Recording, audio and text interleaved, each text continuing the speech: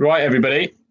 We are going to make a start, I think. Apologies for being a little bit late.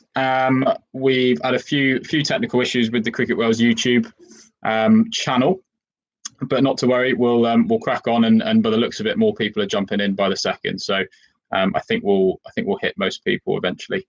But welcome to Cricket Wales Question of Sport Night. Aim of tonight, really, obviously. Lots of stuff going on. It's a pretty bonkers time for everybody. So first and foremost, hope everyone's safe and well and doing as well as they can be. And really, as I say, the point of tonight is just to provide a little bit of light relief and have a bit of fun around some cricket knowledge. It's not predominantly designed for those in Wales. Obviously, we're hosting it as Cricket Wales, but I'm aware we've got quite a number of people from further afield across the bridge. And hopefully there'll be a few from other countries and stuff as well.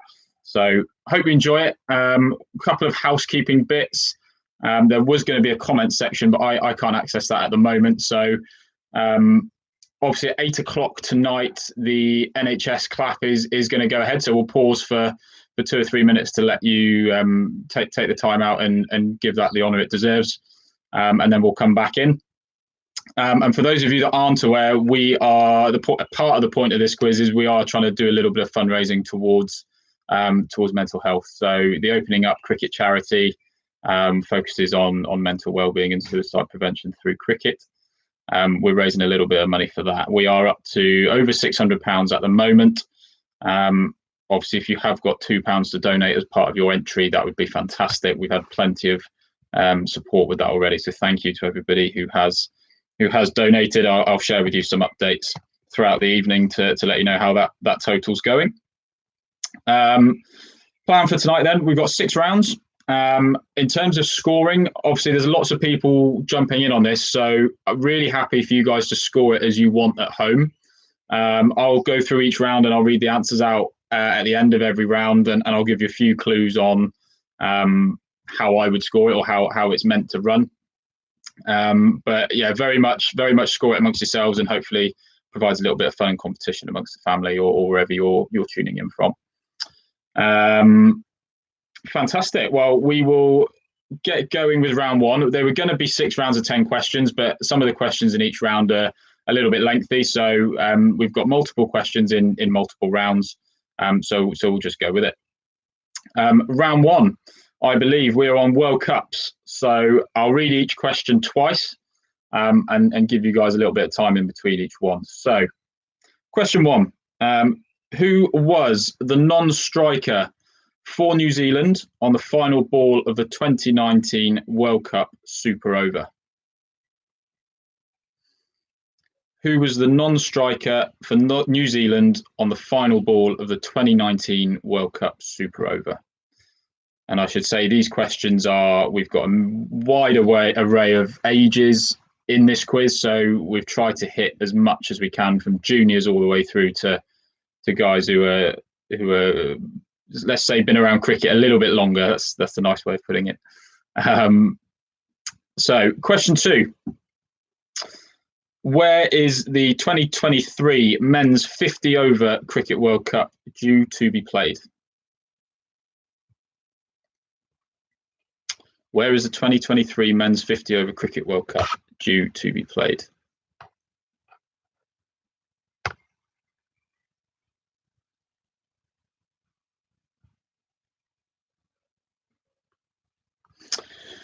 Marvellous.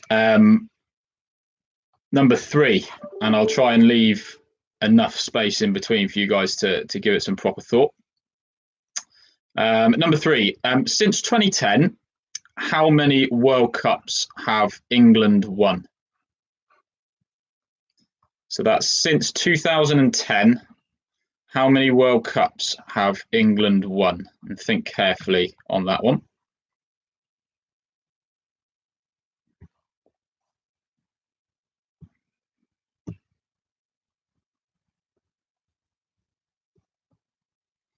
Give you 2 secs.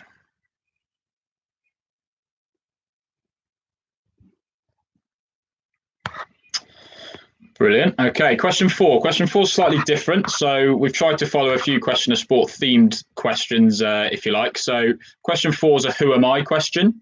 So how this works is there are 4 clues. So if you manage to guess this person and jot it down on your paper without telling anyone in your house, if you guess it after 1 clue, you will get 4 points. If you guess it after 2, you'll obviously get 3 points. And obviously, if you get it on the 4th one, you get 1 point. But obviously, once you lock your answer in, try not to cheat or anything. Once you lock your answer in, that's it, and we'll see what the answer is. So number 4, the first clue. I'm normally warm on the field when all others are cold. I'm normally warm on the field when all others are cold.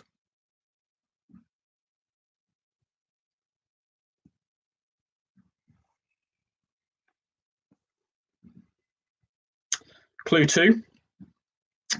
Despite retiring from international cricket 5 months ago, I'm regarded as one of the best in the game at what I do. So that's despite retiring from international cricket 5 months ago, I'm regarded as one of the best in the game at what I do.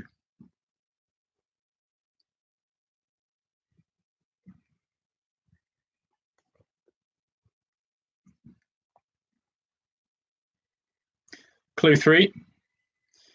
I have 1 World Cup to my name. I have 1 World Cup to my name.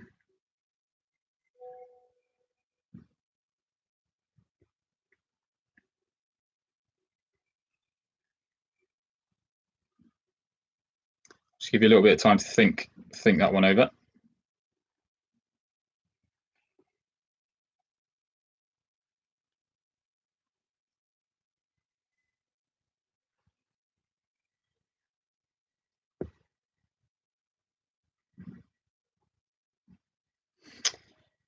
Don't know if anyone's got any names yet. We will see. Clue 4. So final clue. And hopefully most people will get it after this one. Australian grade cricket is cool. Australian grade cricket is cool.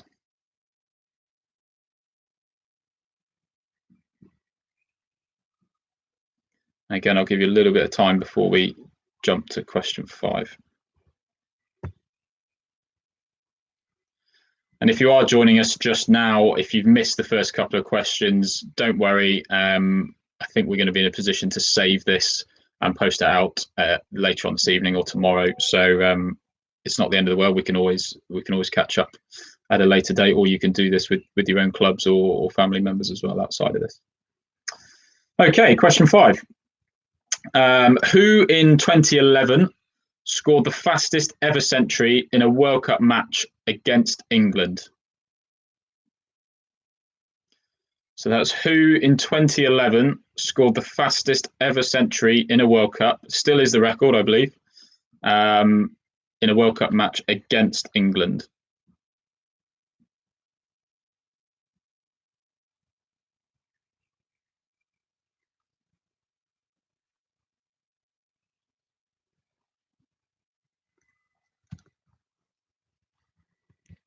It's a tough one, that. I'd be, you know your cricket if you're getting that one spot on. I'll give you 30 seconds for that, and then we'll jump to 7.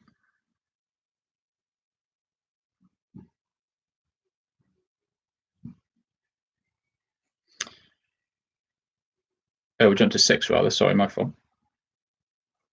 Okay, number 6. This is a true or false one. Pretty straightforward true or false one you need to give.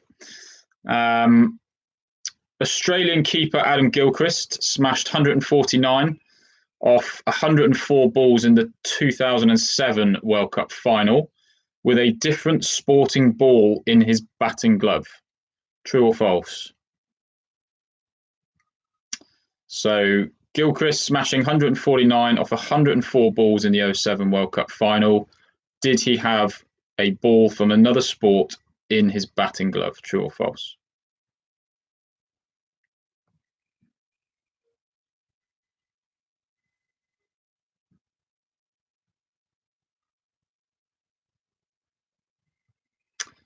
Okay. Number 7, again, 1 or 2 answers you can give, pretty straightforward one. Which 50 over World Cup has been running the longest, the men's or the women's? So that's which 50 over World Cup has been running the longest, the men's or the women's?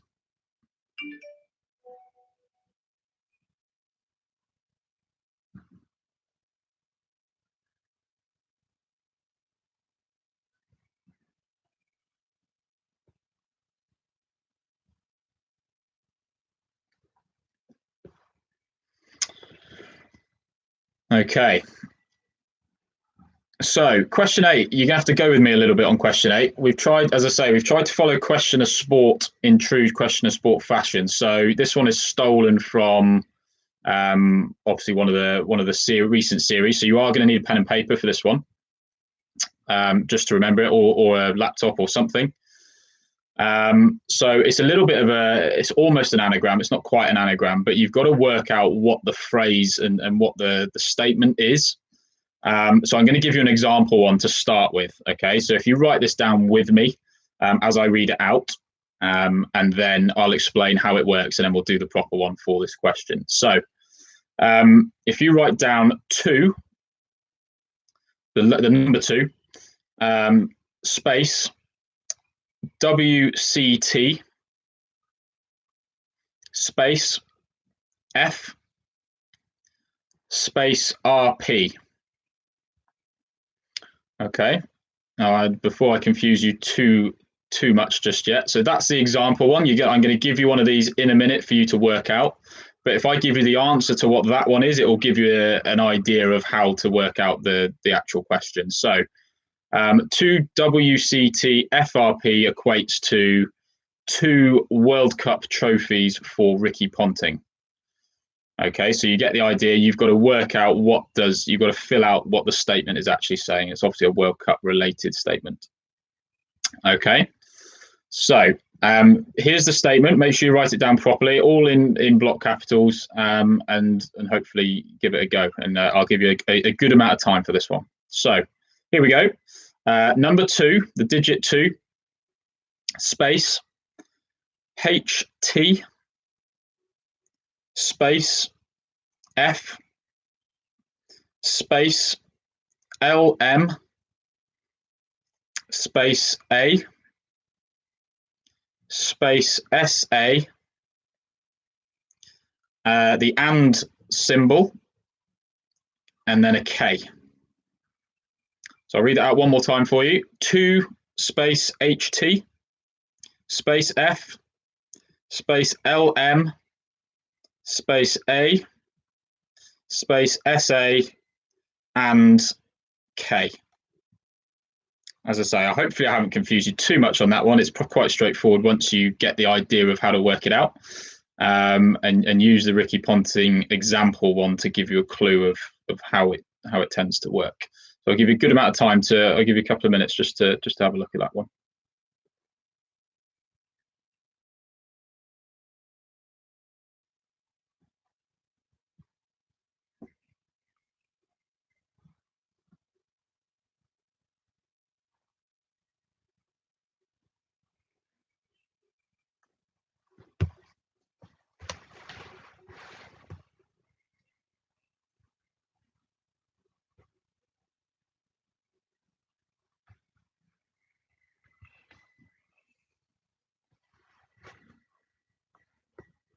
We're on to £612, which is fantastic. The contributions keep coming in.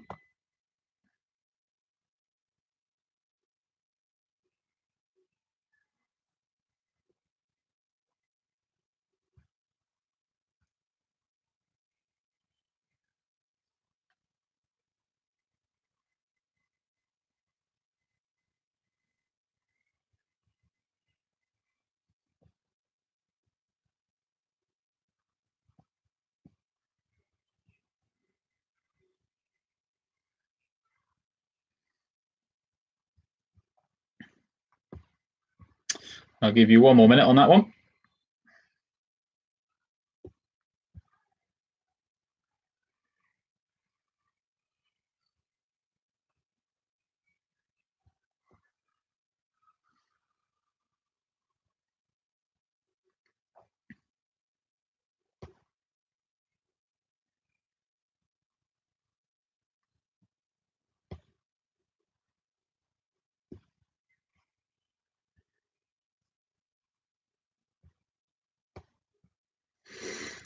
Okay, we've got 2 more questions in the first round.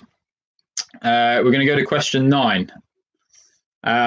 Which umpire has officiated in the most World Cup finals?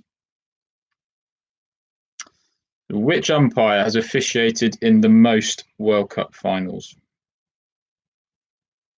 Tough one, that.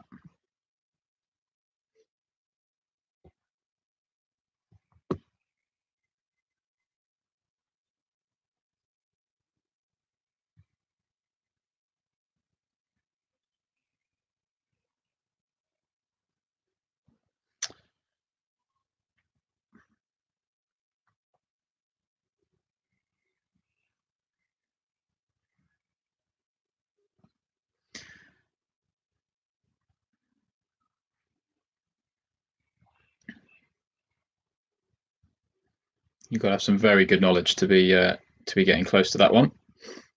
To finish off round 1, we're gonna go to question 10. Name the 5 countries with the most matches won in men's World Cup history.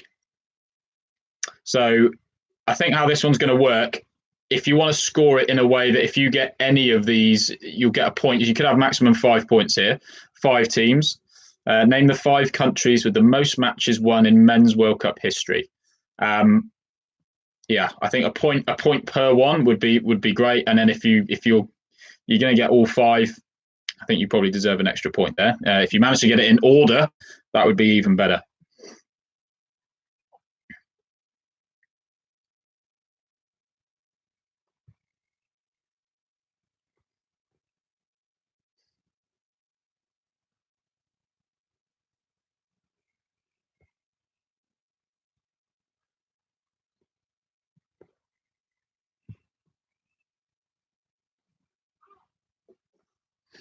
All right, that brings the end to round 1. I'll give you 30 more seconds on that last question, and then we'll go through the answers of round 1.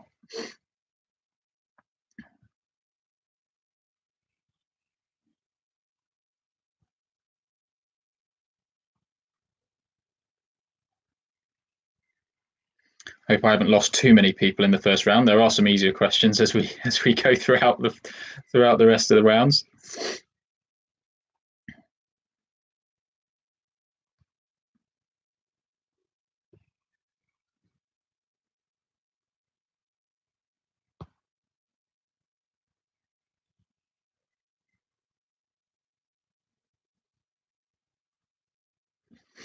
Okay.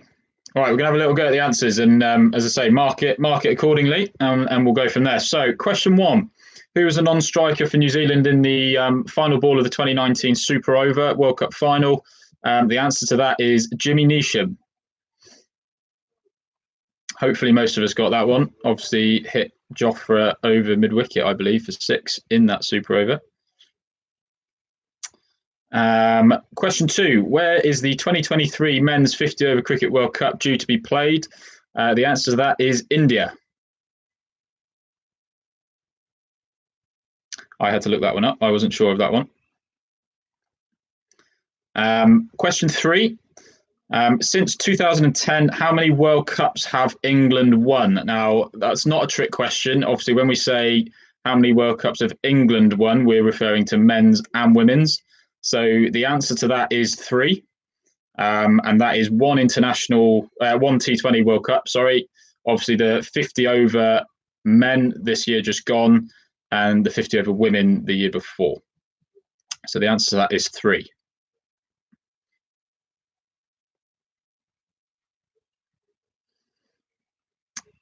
Question 4. Oh, this was the who am I one. So I don't know. I'd be interested to know what people have put down for this one. So clue 1 was I'm normally warm on the field when all others are cold. That is hopefully giving you a clue as to the position that this person occupies. So we're talking a wicket keeper. Normally warm on the field, hands a lot warmer than the rest of the fielders. Clue 2, despite retiring from international cricket 5 months ago, regarded as one of the best in the game. So we're looking for one of the best wicket keepers in the game, despite retiring really recently, that's got 1 World Cup to their name and who's played Australian grade cricket. So the answer we are looking for there is Sarah Taylor.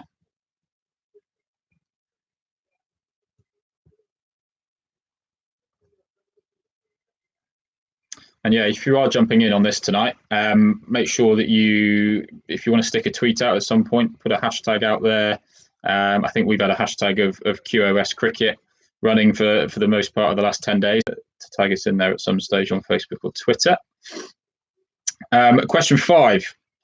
Who in 2011 scored the fastest ever century in the World Cup against England? For those that remember, that was Ireland's Kevin O'Brien, who he ended up making 113 off 63, but his 100 actually came off only 50 balls. So, as I say, I think at this moment in time, that is still the fastest ever century in a World Cup match against England.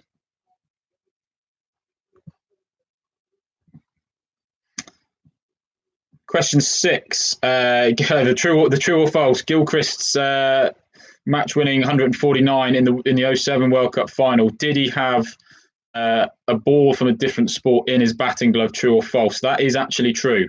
And while you can award yourself a bonus point if you want to for knowing what type of sporting ball that was, it was a squash ball, and that was part of a technical change that he was making with his top hand, I believe. So not bad going to be smashing 149 in the World Cup final with a squash ball in your hand. So well done to those of you that got that one. Number 7, which is the longest running World Cup, men's or women's 50 over? The answer to that is actually the women's. 1973 that started, and 2 years later the men's first World Cup started. So women's is actually the longest standing 50 over competition in terms of World Cup stuff. So again, well done to you, everybody that managed to get that one. I'd be really interested to know how people got on with question 8. And again, as I say, I hope I haven't confused too many people with that. I think there is one more of these in one of the later rounds. So the answer to that is 2 hat-tricks for Lasith Malinga against South Africa and Kenya. He's one of the few bowlers to take multiple hat-tricks in World Cup cricket. So that is a proper tough one, and that is I'd take my hat off to you if you manage to get that one. That's a toughie.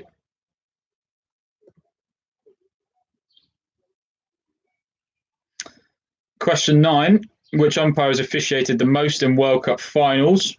The answer to that is the West Indian Steve Buckner, who actually did 5 consecutive World Cup finals between 92 and 2007.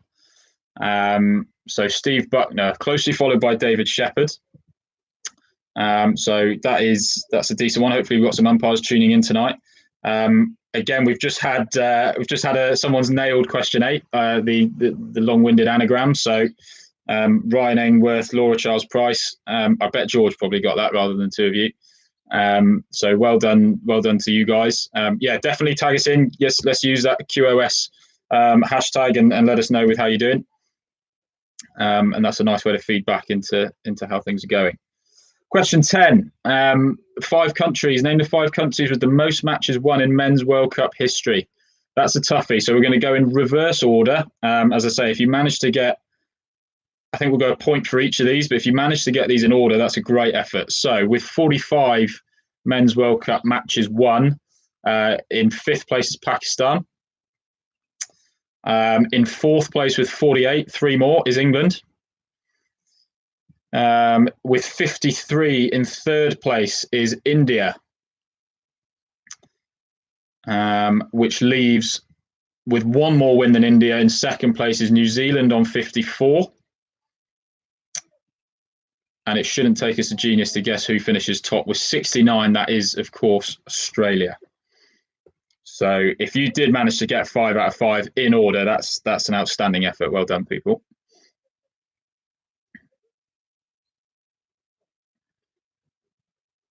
So add up your scores from round 1. You can debate it amongst yourselves in terms of who's on what and who's leading and things like that. But that's round 1. That's World Cups.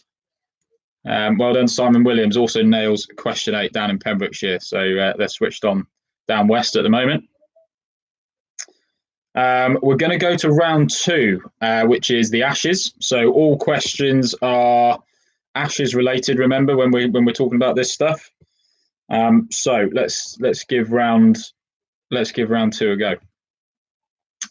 Question 1 of round 2: who in the 2013 series became the first player ever to score a half century on debut, batting at number 11?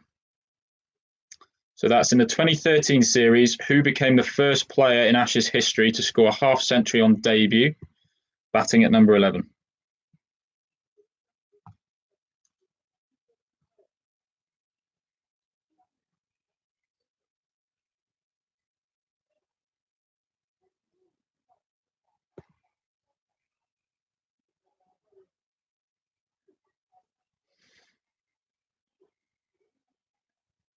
I don't think that one's too tough, but we'll see how you get on with that one. Question 2.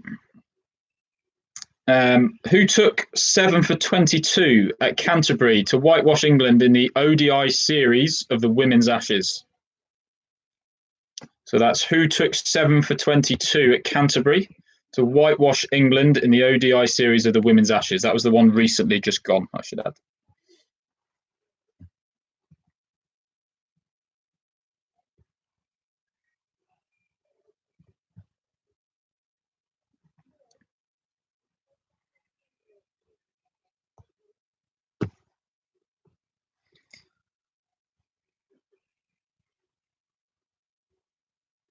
Keep your hashtags coming in. It's good to see some progress. We had a good first round by some people by the looks of it.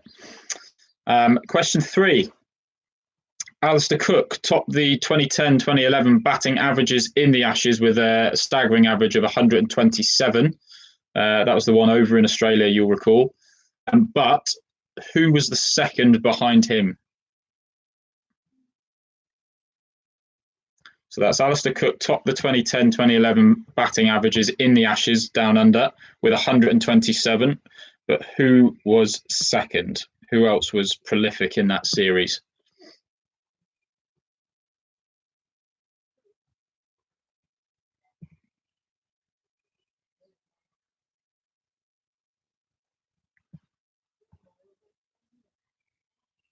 I'm not expecting you to tell me how many runs and what they average. Don't worry about that.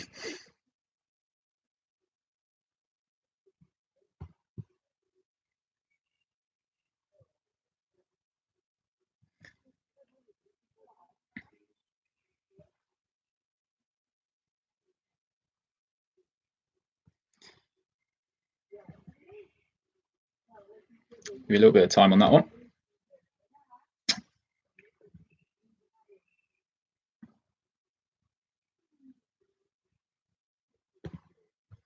Little shout out for Oliver Goad there, one of our RPC players up here in Cardiff, actually. Him and his dad working hard away. Good to see. I hope Oliver's winning, not dad.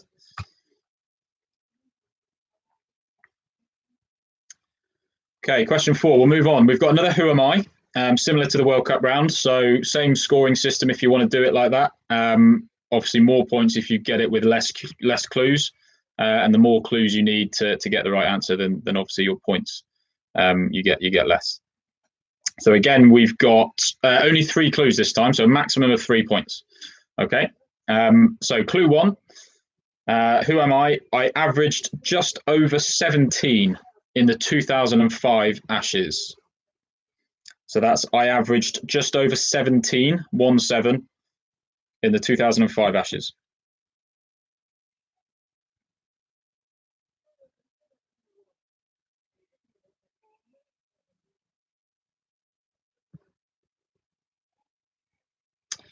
Okay, clue 2. I still play first-class cricket and coach at international level. So that's I still play first-class cricket and I coach at international level.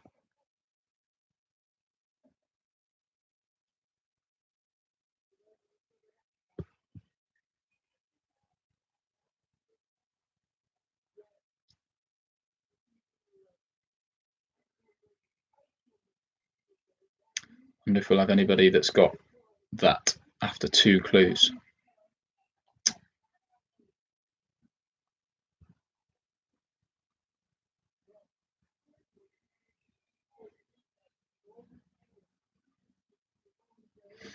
Okay, we'll go with the third and final one. Final clue. You use me when the game starts in 5. You use me when the game starts in 5. Hopefully we will have a shout at that. If you've heard this, the third clue, hopefully that should give you a decent idea.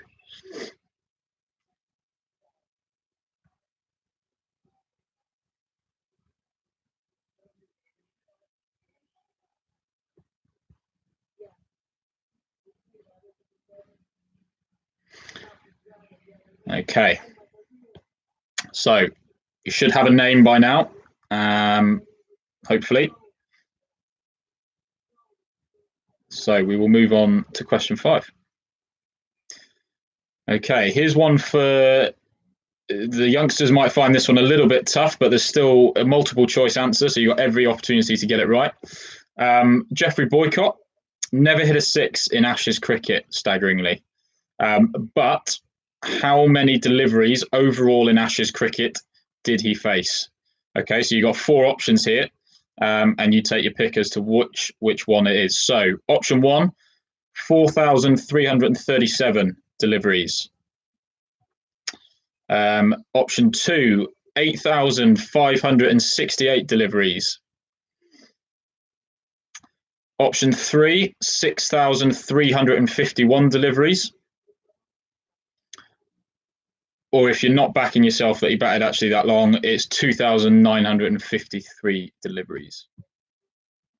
So I'll say those numbers one more time just for you. So 4,337 as option 1, 8,568 as option 2, 6,351 as option 3, 2,953 as option 4.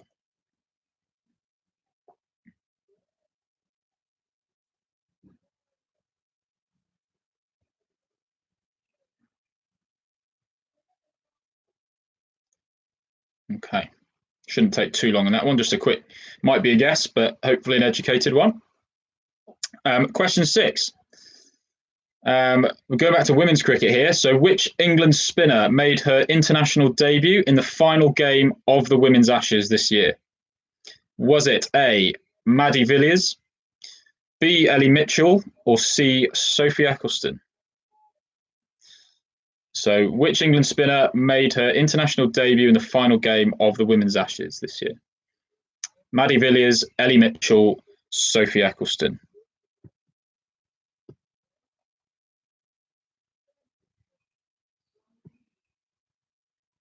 Definitely looks nicer in some people's gardens than it does in my house at the moment. So there you go.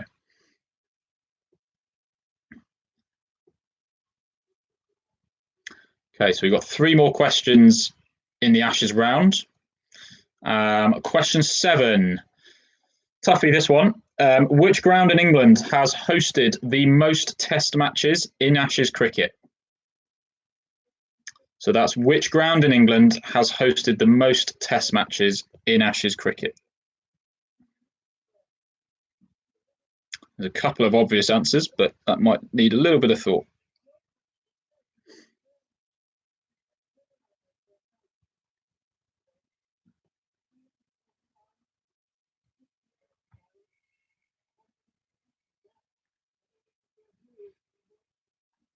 We're up to £632, just so you know. That's a fantastic effort. If you haven't had a chance to pop your £2 entry into this yet, by all means, feel free to do so at the end.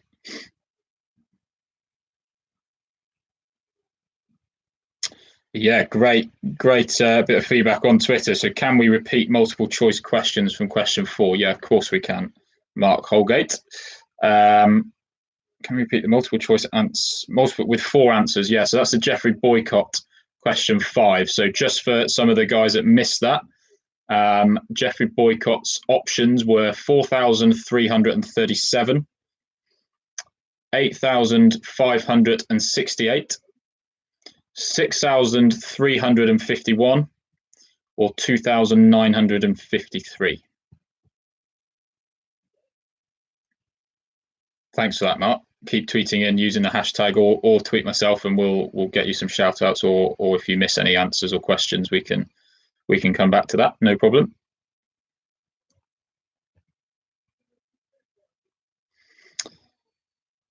Cool. So we're going to go to number 8 after question 7. So this is a little bit of a different one. So what we are looking for is which of these Ashes players equates to the oldest in terms of current player age and the statistic that I'm going to give you. Okay, so we're looking for the oldest. You're going to have 3 options. Okay, and we're looking for the oldest value joined together. Okay, so your 3 options are Stuart Broad's current age plus the number of Ashes wickets he has taken. There's one answer. So you need to come up with a figure for what you think Stuart Broad's current age is, plus how many Ashes wickets you think he's taken, versus Craig Overton's current age and how many Ashes runs you think Craig Overton has scored. And that also goes up against Tammy Beaumont's current age and also how many Ashes runs she has scored. Okay, so you should be looking at one value for Stuart Broad, one value for Craig Overton, one value for Tammy Beaumont. And we're after the oldest one, so the highest value. Is it Stuart Broad? Is it Craig Overton? Is it Tammy Beaumont? So I'll say that one more time. It's Stuart Broad's current age plus the number of Ashes wickets. I can't say that. Ashes wickets that he's taken. Craig Overton's current age and how many Ashes runs he has scored. Or Tammy Beaumont's current age and how many Ashes runs she has scored.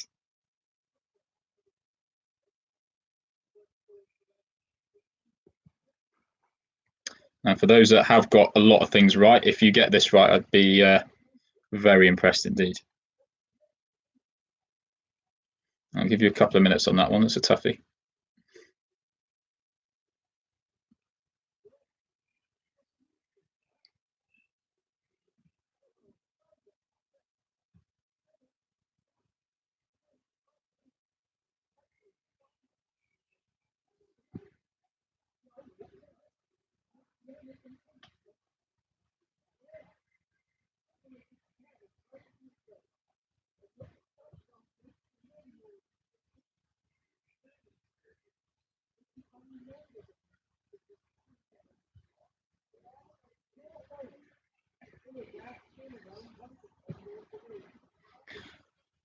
But another one in who's got question 8 from the first round, the Lasith Malinga one. Callum Bassett-Jones, one of our coaches. We've got a few badges around the Welsh Cricket Network, so good to see.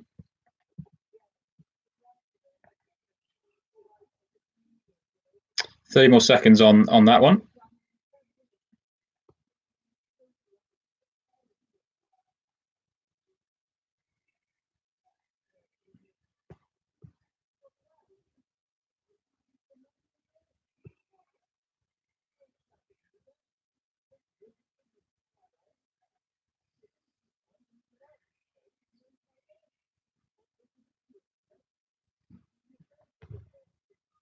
Okay, so we've got one more question to do of the Ashes round.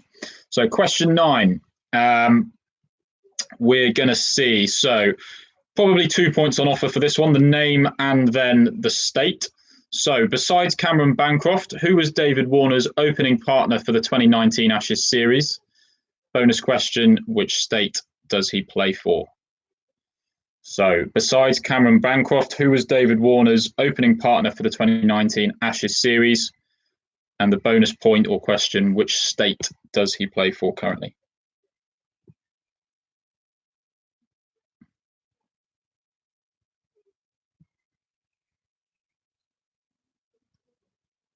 Zach Williams, one of our cricketers, again nailed question 8, the Lasith Malinga one in round 1. Excellent work, Zacko.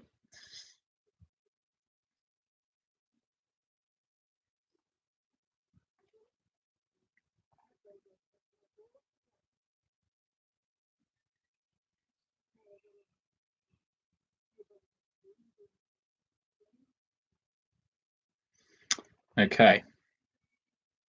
I'll tell you what we're going to do. We're actually going to, rather than start round three and only get through one or two questions, we're going to pause there just for a couple of minutes. Obviously, the NHS clap's going to be going ahead in 2-3 minutes time. So it might be a good time now if you need a comfort break or you want to go and top your drinks up or wherever you are. We will resume again pretty much on the nose at 1 or 2 minutes past 8 to commence round three. So again, that might give you time if you've got time now and you haven't had a chance to donate £2, then by all means do so. But go grab yourself a drink and we'll salute the NHS and come back very shortly after 8 o'clock. Thanks. We'll see you in a minute.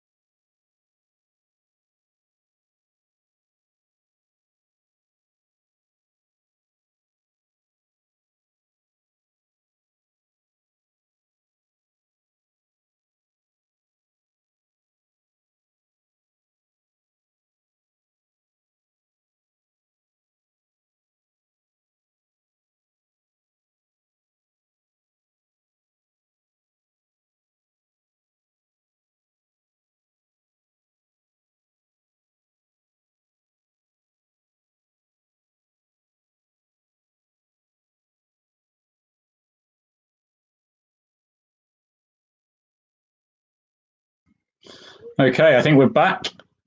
We'll just give people a couple of minutes to sort themselves out and top your drinks up, as I said. And we'll go through a few shout outs and a few scores from various people whilst we're waiting. We've got Tommy P in London, who's an old colleague of our current CEO, Leisha Hawkins, who's got a whole group of people on Zoom by the looks of it. Involved. So welcome to everybody. I hope London's not too crowded. Hope you've had a strong start to the first two rounds. We've got our Wales ACO chairman, of course, got the Steve Buckner question right, which, to be fair, you should be. That's part of the job, to be knowing your umpire knowledge. So well done, Scott, and the guys. Andrew Donald's on fire. Good, strong start to the first two rounds. So we'll keep sending those in. Keep using the QOS hashtag. We'll get through as many of them. I'll try and get through as many of them as I can as we go on.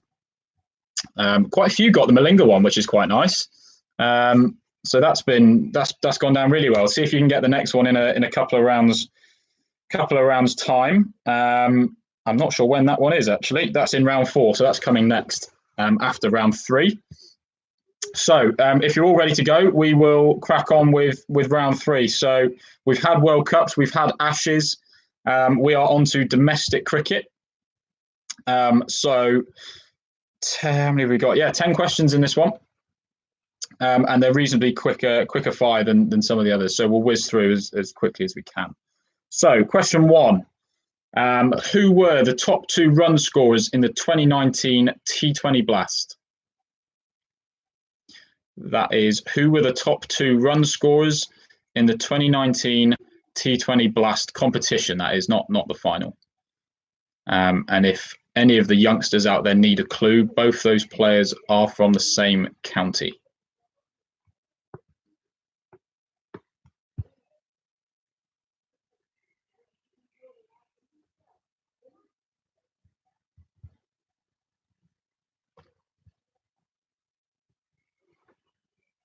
We're up to £661, which is fantastic. We did set ourselves a target of 1,000, so we will keep on at that over the course of this evening and see how we go. So thank you to everybody who keeps chipping in. Fantastic.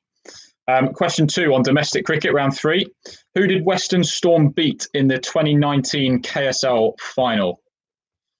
So that is, who did Western Storm beat in the 2019 KSL final?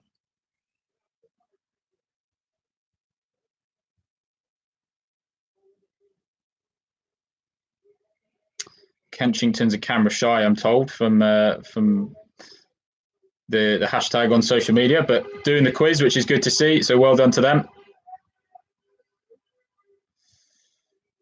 Okay, so for those of you that are feeling quite smug with yourselves with the Malinga question, I have got an anagram for you now, and we have got a couple of proper anagrams throughout the next couple of rounds. So again, you'll need your pen and paper as I read you out the letters. And it's probably best to write these in block capitals just so it makes sense. Which county ground is this an anagram of? Okay, so listen carefully. SEW, AGE, HOT, LAB. I'll read that one more time for you. So SEW, AGE, HOT, LAB. It probably reads sewage hot lab, if that makes any sense. If you've written that out in front of you, that's what it should read. So which county ground is that an anagram of?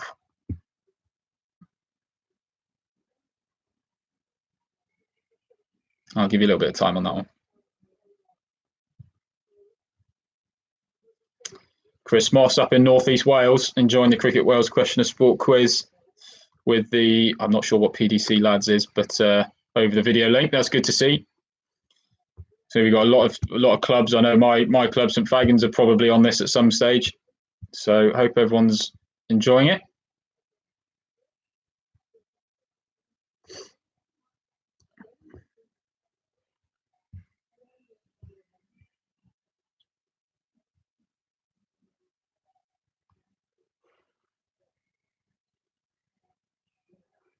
to Chris Richards, 6.5 in round one. I'm not sure where the half points come from there. Got something in order. No worries. Good work, Chris.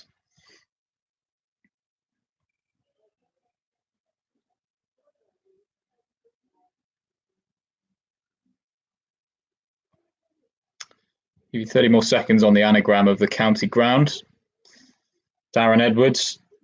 We got Malinga, but the Ashes haven't been kind to the Edwards family. No worries. Come back stronger in rounds 3, 4, 5.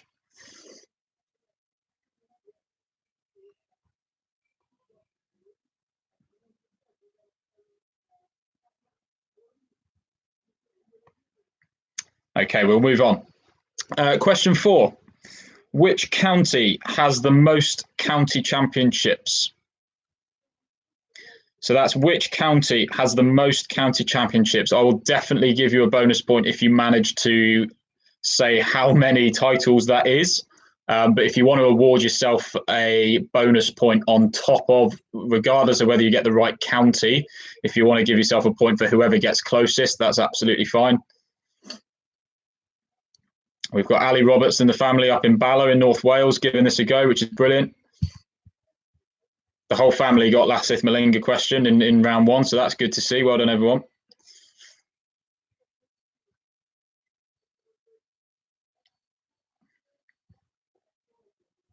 Okay, we're going to go to question 5.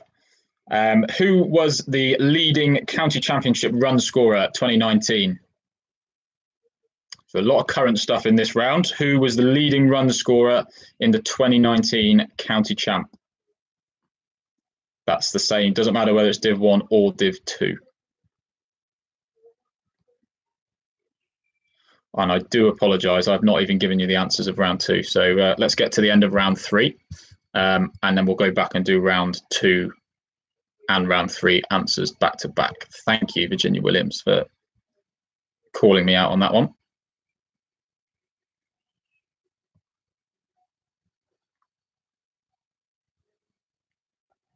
And it's good to see an Aaron Donald's getting involved. So if anyone's got some current knowledge, hopefully, of current county championship events, and Aaron, I hope you're going strongly in this round. That would be brilliant. Set the standards. Okay, here's another one for you as well. Hopefully this is a good one for those on the county circuit. So number 6, how many sets of brothers are there currently on the professional county circuit? So how many sets of brothers are there currently on the professional county circuit? I will give you again 1 point if you get the actual number to that, so how many. And there's probably, again, if you want to score and give yourself a bonus point per set of brothers that you want to name, more than happy if you want to do that. That's absolutely fine.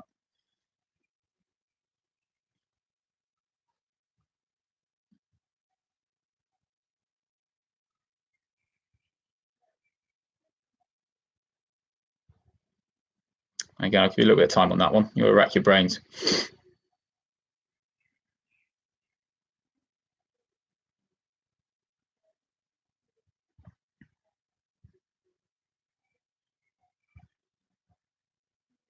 Sam Mortlock's got his pen and notepad at the ready. Good to see. One of our young cricketers in the South and West. Good lad.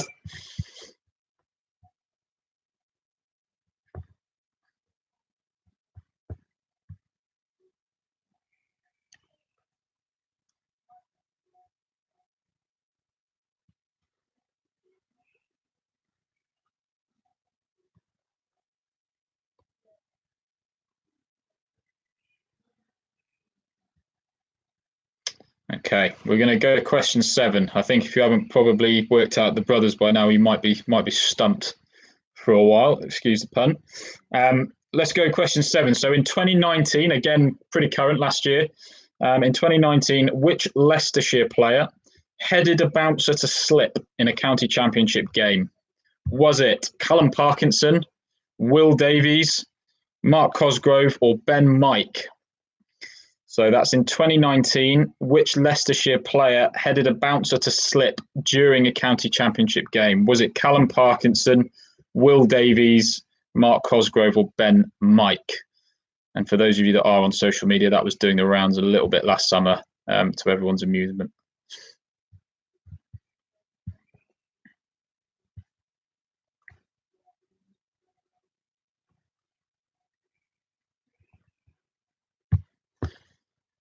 So we're going to go a little whiz through just because that's a short multiple choice one. We're going to go to question 8. How many sponsors have there been in the county championship since 2005?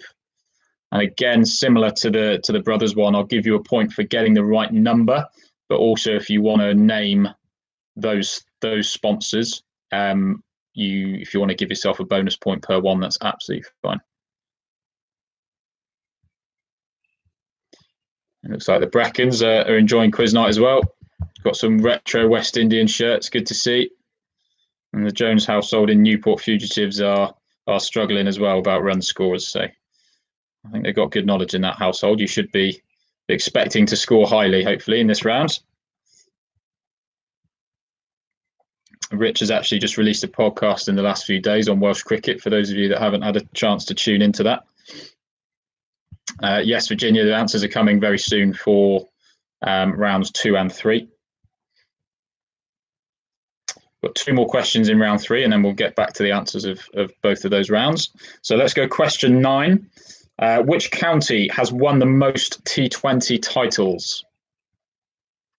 So which county has won the most T20 titles? I'm being asked to smile. I'm not the best on camera, Virginia, sorry.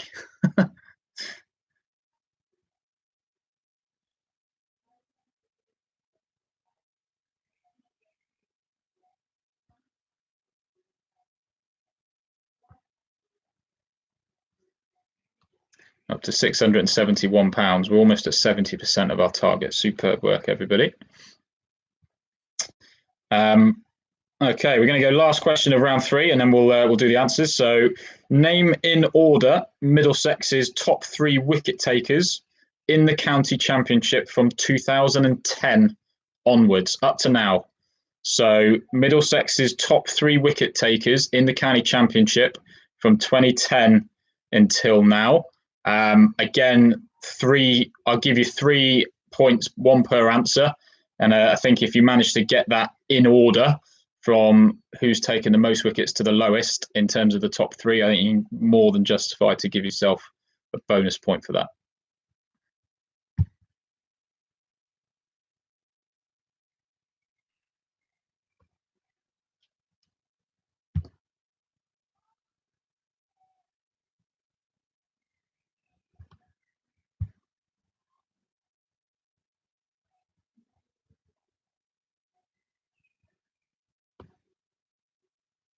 A little bit of time to think on that one.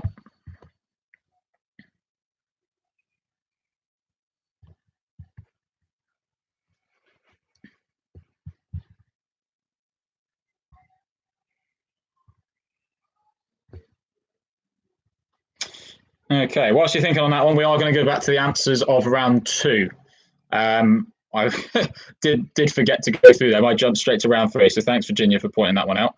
So if you want to get your different coloured pens or whatever it is that you're marking your answers with, we'll go back and we'll refresh ourselves. So question 1, round 2. Who in the 2013 series became the first player to score half century on debut, batting at 11? That is Ashton Agar, for those that remember. 98 off 101 balls. Well done, everybody, for that. Question 2, who took 7 for 22 at Canterbury to whitewash England in the ODI Women's Ashes series? Hopefully a lot of you got that. That was, of course, Elise Perry.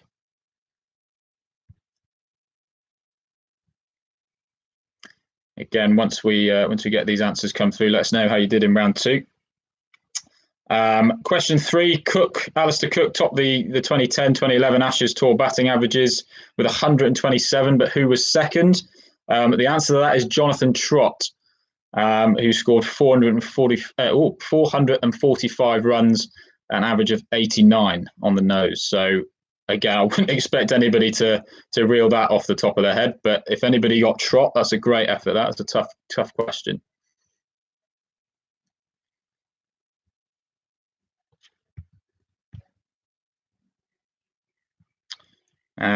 Question 4. This is the Who Am I round. So again, hopefully some of us didn't find this too tough.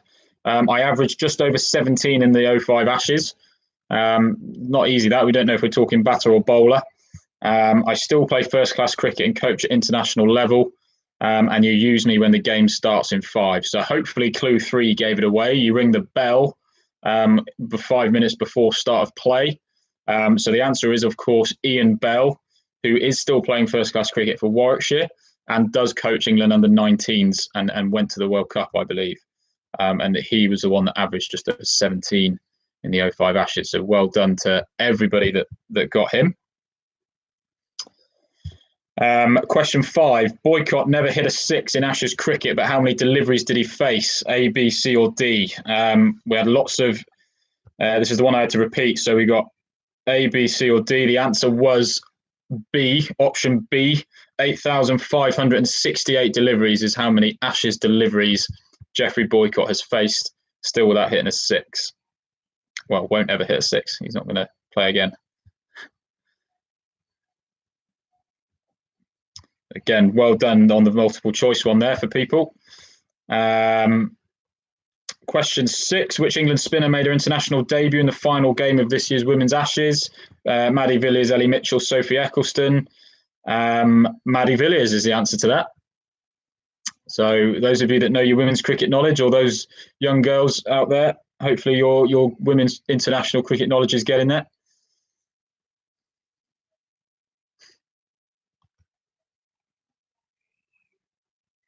It is very serious business, this quizzing, Emma. You are right. Emma, the Goad family, taking it very seriously. Number 7. Which ground in England has hosted the most Test matches in Ashes cricket? You might think it's Lords, and I wouldn't blame you if you thought it was Lords. That has hosted 37 Ashes Test matches, but it's not the highest. Trumping it by 1 is the Oval. Surrey County Cricket Club's the Oval. So hopefully the London cohort who are tuning into this managed to get that one right, hopefully.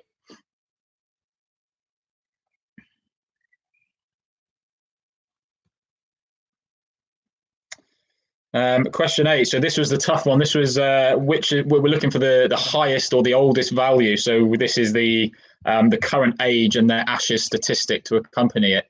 So we had Stuart Broad and Ashes wickets, Craig Overton and Ashes runs, Tammy Beaumont and Ashes runs. So in reverse order, the lowest value of that, Craig Overton is obviously 25 years old at the moment, and he's scored 88 Ashes runs currently, which gives him a total of 113. That's his answer.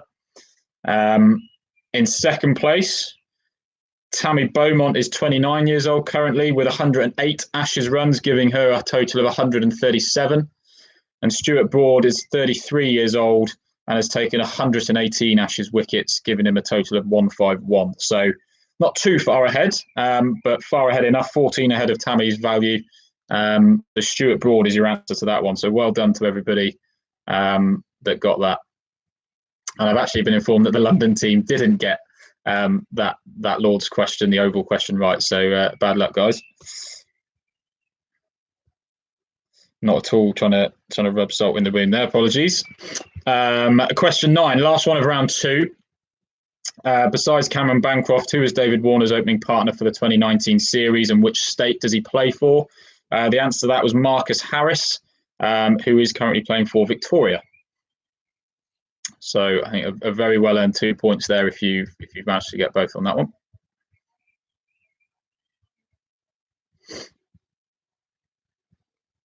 Okay, I'll give you a quick 2 seconds to add up your scores from that. We're going to go to the answers of round 3, and then we're going to go for round 4.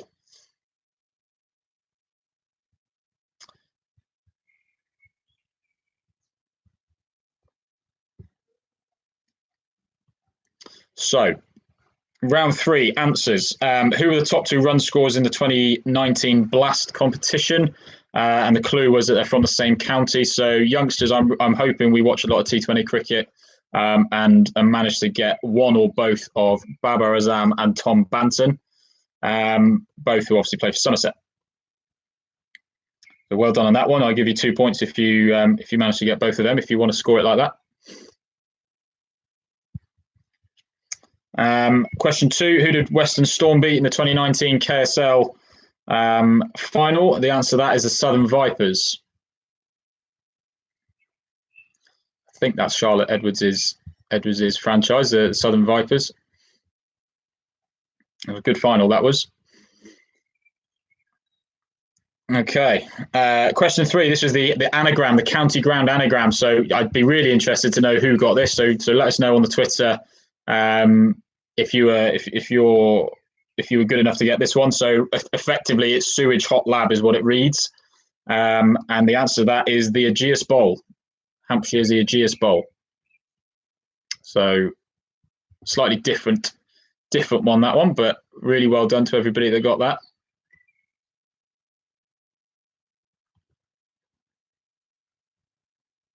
Controversy back in the Donald household on round 2, especially around the Ashes. That's good to see. Question 4, which county has the most county championships? So again, as we said, if I'll give you a point here if you manage to get the county. I wouldn't expect anyone to get the actual number, but if you wanted to go who's closest and who's got the closest number of championship titles, I'm more than happy to give you a point for that. So the answer to that is Yorkshire have won the most county championship titles, and that is with a total trophies of 32.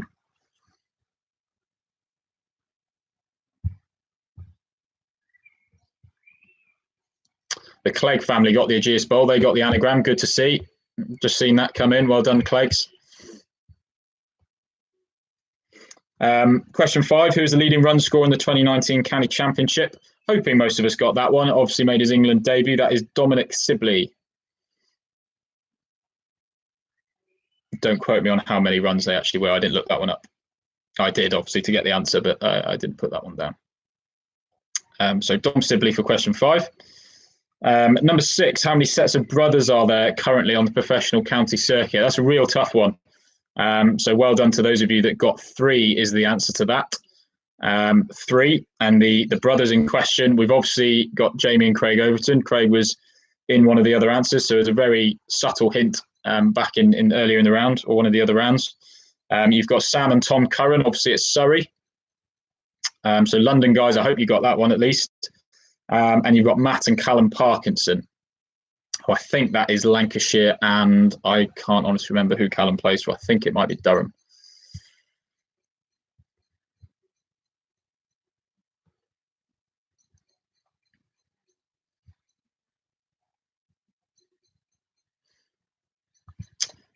Caroline Jones saying the anagram nailed by their household. Very good. Excellent work. Number 7, we're going to go in 2019. Which Leicestershire player headed a bouncer to slip during the county championship game? We had a multiple choice answer to that one. It was, of course, Mark Cosgrove. Who else? And I do have to apologise as well. Actually, I've been informed that there is, if anybody did go for Billy and Joe route, you are, of course, allowed that one as well. So if anybody went for 3 and went with the ones that I went for, I'll give you the point. If you went for Joe and Billy route as well, you of course allowed that point. I probably didn't include Joe. I probably missed him on the international scene rather than the county. So that's a real basic one. So well done everyone for calling me out on that one. Apologies. Just ramping up the tension in the households.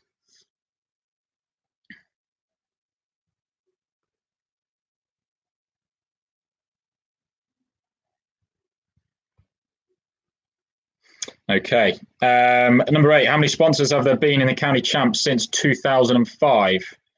The answer to that is 3. And again, I'll give you a bonus point if you manage to pick up the 3 sponsors. So back a while ago, we had the Frizzell County Championship. For the last 14 years until reasonably recently, we've had the LV, Liverpool, Victoria. And obviously in the last couple of years, we've had the Specsavers. So well done to everybody who did that. Rory Smith, one of our Glamorgan pros, who's on our St Fagans group, has actually also just lambasted me for saying, what about the Coughlin brothers at Durham? I haven't checked that one. I have to be honest. Maybe I need to revise that question. But if you've gone Coughlin brothers as well, I'm more than happy to bow down to that one. Well done, Rory. We've got some good to see some pros getting involved as well. Very good. I reckon he's losing. That's why he's pulling me up on that one. Okay, cool. Where are we? We are number 9. Which county has won the most T20 titles? That is, of course, Leicestershire with 3 titles. They were one of the few that won it in the early years, and they are the only county that have won it 3 times. Yes, more people saying to me about the Root brothers. Yeah, apologies. Completely my fault. That. Well done, everyone. Just keeping you on your toes. I don't think Billy will thank me that. He's a Glamorgan boy now. Finish off round 3. Question 10. Name in order Middlesex's top 3 wicket takers in the county champ from 2010 onwards. Tough one, but not so tough one. So I'll go again in reverse order, and you get a point for each.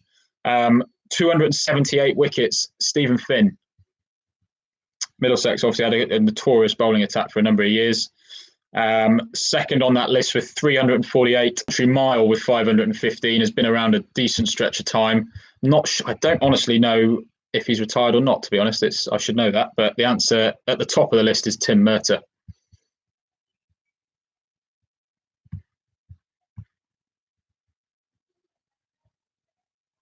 The quizmaster is always right unless they're wrong. Yeah, thanks, Laura Morris. They are always right, apart from when I fudge up the question. So thanks for that.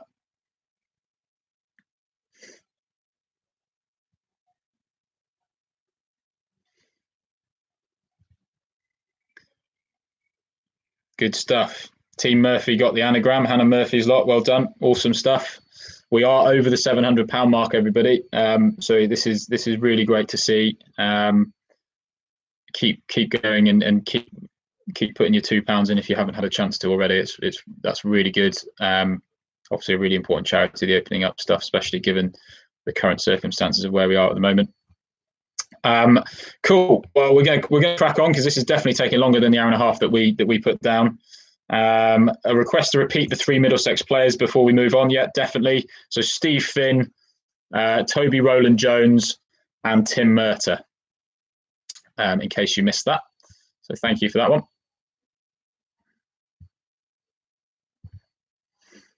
Awesome stuff. So round 4, we've got 2 rounds.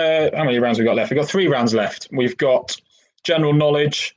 We have got a Welsh cricket round. We did say you didn't need to be Welsh, but you can't do a cricket Welsh quiz without having a little bit of Welsh cricket in there. And then we've got a classics round to finish. So almost there, and we'll just keep going on. So number 4, round 4, general knowledge. How many questions we got in this one? We've got 8 questions in this one, so I'll try and whiz things along. Question 1, point on offer for each of these.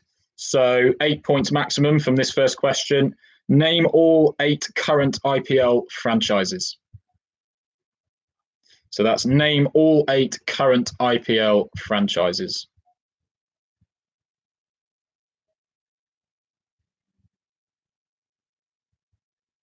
I'll give you a little bit of time on that one.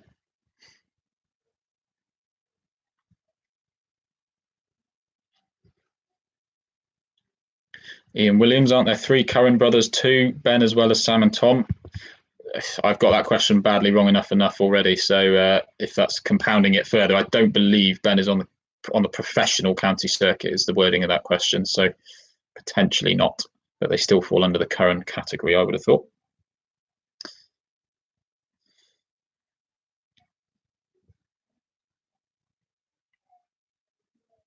Throw down a few half trackers, please, from Adrian Foster. Isaac is young lad, one of our young RPC players is thrashing dad. That's always good to see. Well done, Isaac.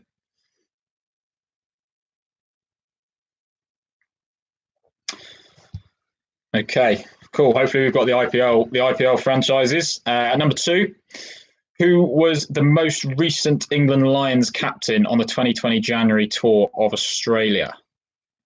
So who was the most recent England Lions captain on the 2020 January tour of Australia?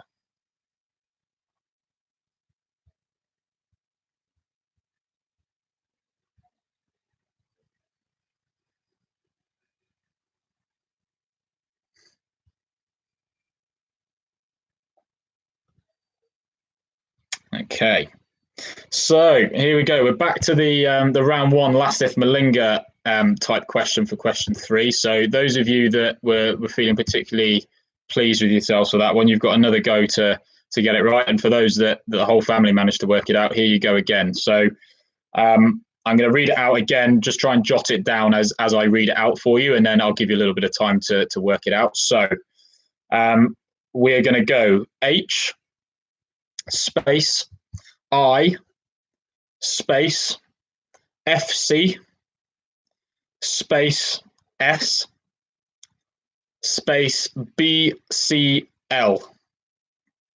I'll read that one more time. H space I space FC space S space BCL. And again, if you manage to get it once we do the once we go through the answers, by all means let us know. People tend to get excited at that one when they get it right.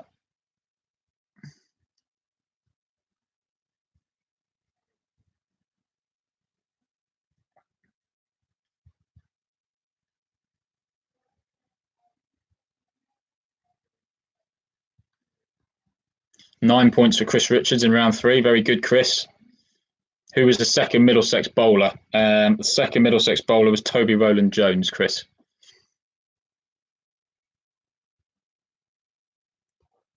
Our Wales ACO chairman struggled there in round 3, so that's always good, keeping him on his toes. Keep going down there, Scott.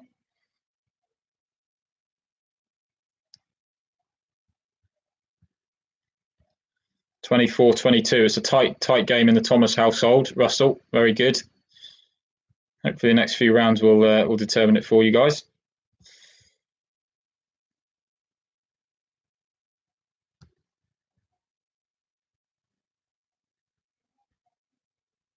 Give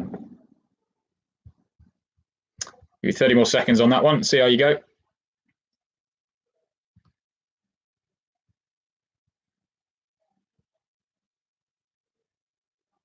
Simon Williams, Yorkshire, and 32 championships on the nose. That's some worryingly good knowledge that down in Pembrokeshire. Well done.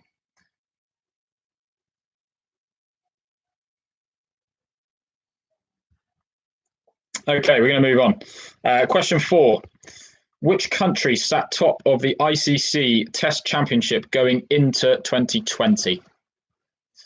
So which country sat top of the ICC Test Championship going into 2020?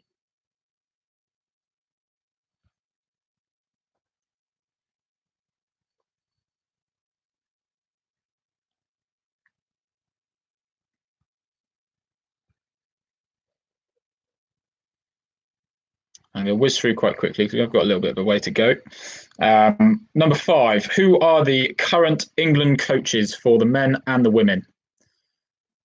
So a little bit of an easier one there. There's the half volley. I think it's Adrian that was asking for some half trackers. That's hopefully a little bit of an easier one. I will give you.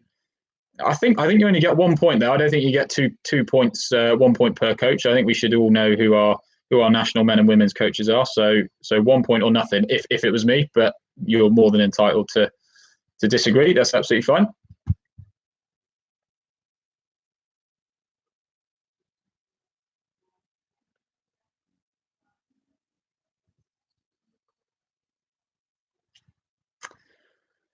Okay, so this is, we haven't had a question like this, question 6 before. So this is again following a question of sports style. So just listen carefully. I'll explain how this question works.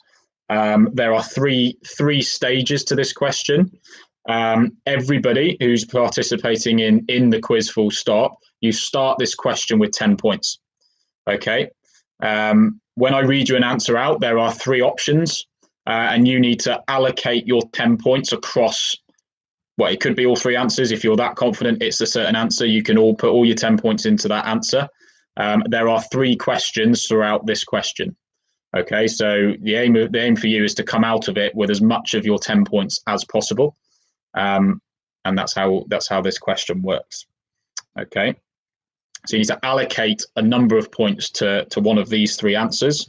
And as I say, there's going to be multiple answers as we go down this question. So I'll just read them out. It's probably easier to go with. So question 1 of question 6. Which answer is the highest? Mark Waugh's Test match slip catches. Sorry, I caught my tongue there. Mark Waugh, the number of Test match slip catches Mark Waugh has taken. AB de Villiers' strike rate in T20 cricket. International cricket, that is. Or Andrew Flintoff's number of one-day international wickets. So each of those obviously has a value. I'll read them out one more time for you. Mark Waugh, the number of catches, slip catches for Mark Waugh in Test match cricket. AB de Villiers' international T20 strike rate. Or Andrew Flintoff's ODI number of wickets. So you need to take your 10 points and you need to spread your 10 points across potentially all three of those answers. And when we head into question 2 of this question, you will have obviously a certain amount of points left. So I'll tell you what we will do. We're going to actually go through the answers to this question only so that we know how many points you have left by the end of question 6. And you can obviously add that to the rest of your total in this round when we go through the answers properly. Okay. So have a think about where your points are going. Are they going into A, B, or C?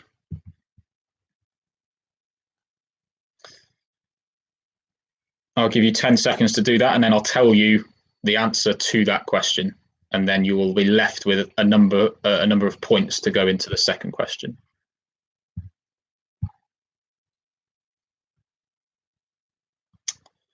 So we're looking for the highest value. Okay, so the lowest value out of A, B, or C.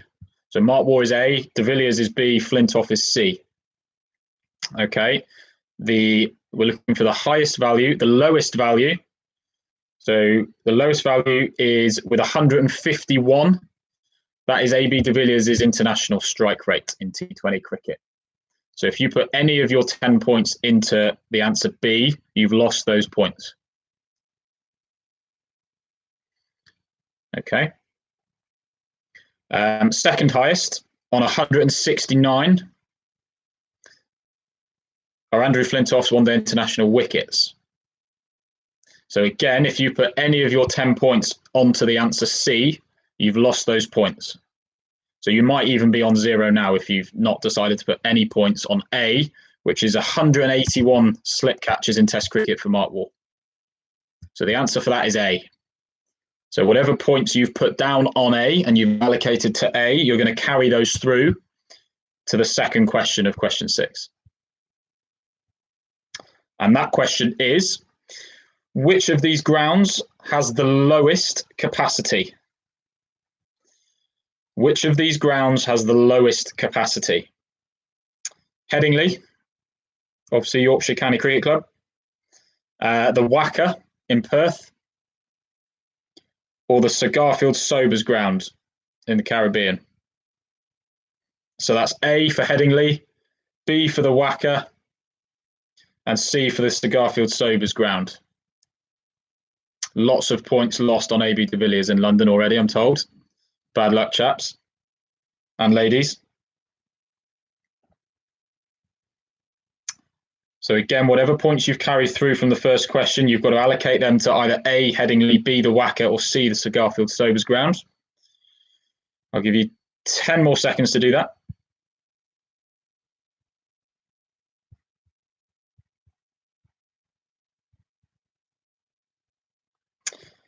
And the answers to that is well, we're looking for the lowest capacity, remember. So the highest capacity with 28,000 on the nose is C, the Sir Garfield Sobers Stadium in the Caribbean. So if you allocated any points towards that, you have lost them, unfortunately.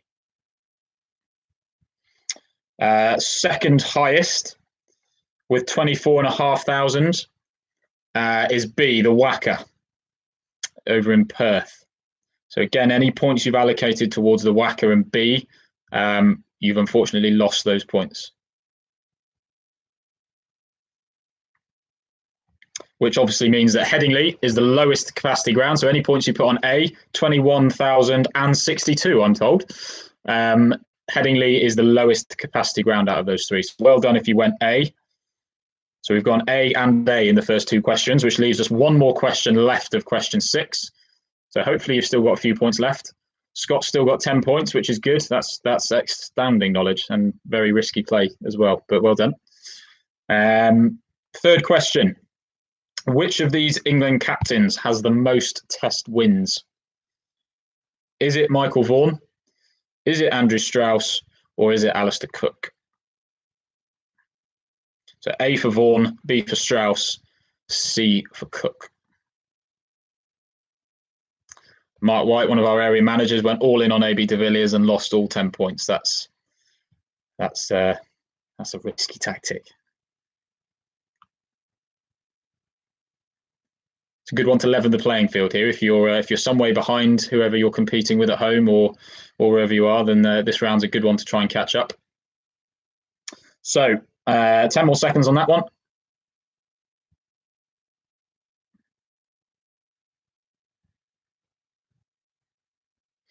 Okay, so most test wins. We're looking for most test wins. So the lowest number of test wins out of those three, with 50, was unfortunately B, Andrew Strauss.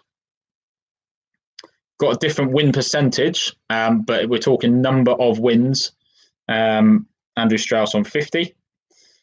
With one more on 51, only one more, is Michael Vaughan, number A, which leaves Cook on 55C. So if you manage to get Cook and you put any remaining points back on C, very, very well done. That's a tough round, that is. So well done. Probably worth you jotting down how many points you've got for question 6. Obviously, that is only question 6. And you can add that to the rest of your answers when we go through the answers shortly for round 4. But we do have 2 more questions left of round 6 as it is anyway. So let's go with those. Number 7, I'd be devastated if our head of ACO got this one wrong. How many laws of cricket are there currently according to the MCC?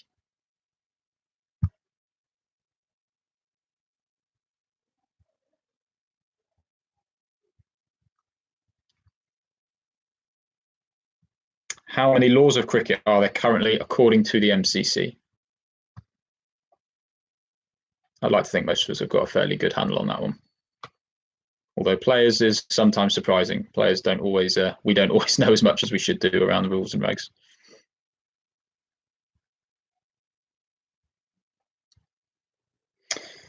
Superb. Last one, and again, this is another one for our officials, really, or those that are particularly take a keen eye on stuff that isn't necessarily player centred.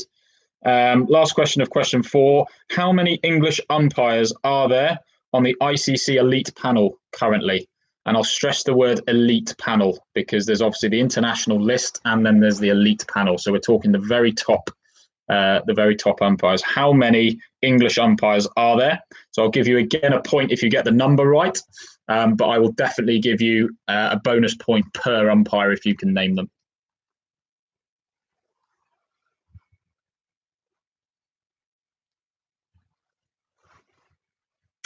I wonder if that'll challenge the ones down in Pembrokeshire that seemingly are making this quiz look ridiculously easy.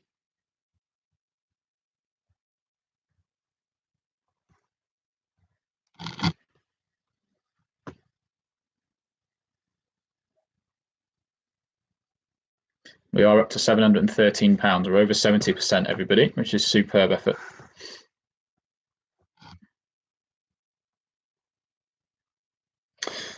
Okay, right, we're going to go through the answers of question 4. Keep thinking about that last question whilst we go. I'm wary we're time's ticking on a bit. So let's go back to the answers of question 4. So we're going to go name all 8 current IPL franchises. So let's go for it. We've got the Chennai Super Kings, we've got the Delhi Capitals, we've got Kings 11 Punjab, Kolkata Knight Riders, Tendulkar's Mumbai Indians, Rajasthan Royals, Royal Challengers Bangalore, and of course Sunrisers Hyderabad.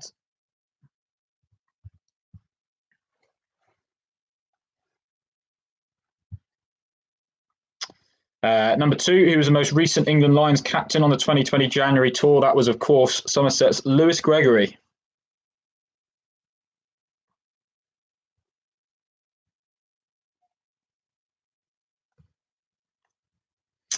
And before I read the answer out to this, someone's already tweeted, it's again Simon Williams, the chairman of Pembrokeshire Junior Region, who's having an absolute stormer tonight. Seemingly is, as I say, making this quiz look very easy indeed. So the HIFCS BCL teaser on question 3, that is the highest individual first-class score by Brian Charles Lara. And for those of you that can remember that was 1994. That was a ridiculous 501 not out for Warwickshire against Durham, I believe. So really well done to anybody who got that. Hopefully, that was a family effort in some areas.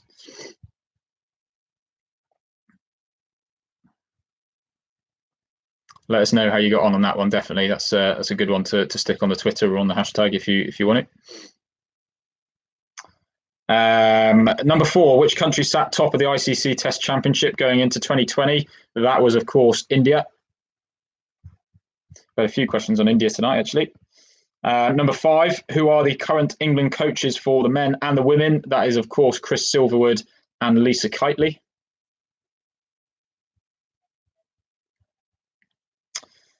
We've gone through question 6, so you should have the number of points that you scored for question 6 to add into the rest of the round for you as well.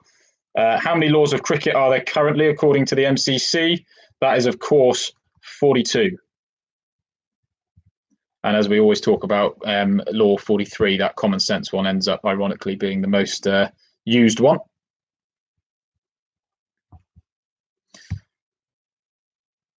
John Griffiths getting question 3. Brian Lara right. Well done. Very good. Good work, John. Where are we? Number 8. How many English umpires are there on the ICC elite panel currently? Really, really tough on that. Again, apologies. The answer to that is 4. And again, if you manage to name any of them, that's a really great effort. So those 4 are currently Michael Goff, Nigel Long, Richard Illingworth, and Richard Kettleborough.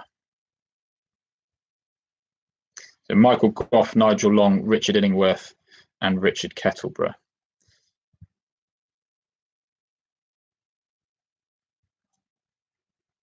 Ian Williams actually mentions Brian Lara dropped by a keeper who turned to slip and said, I bet he goes on to get 100. Well, he definitely did that, and ×5 at the same time. That's a good one, that. He must have been feeling sick, whoever dropped in that field there. Good stuff. Right, we're on to 2 more rounds left. We're getting there. We're almost at the end. But before we do that, we've only got 5 questions in the last round on Classics. So this is the last kind of meaty round, if that makes sense. We have got a full 8 questions here for the Welsh Cricket round. So for those of you that aren't Welsh, you might find this tough, but at the same time, it's a little bit of general knowledge at the same time. So hopefully you won't find it too tough. We're going to start with, again, a really unique question. We haven't had one like this so far. So again, in true question of sport fashion, before tonight, we went and I put a little survey round to 50 people, an eclectic mix of people, young juniors to the older generation, asking for a name for them to give me to contribute to this answer.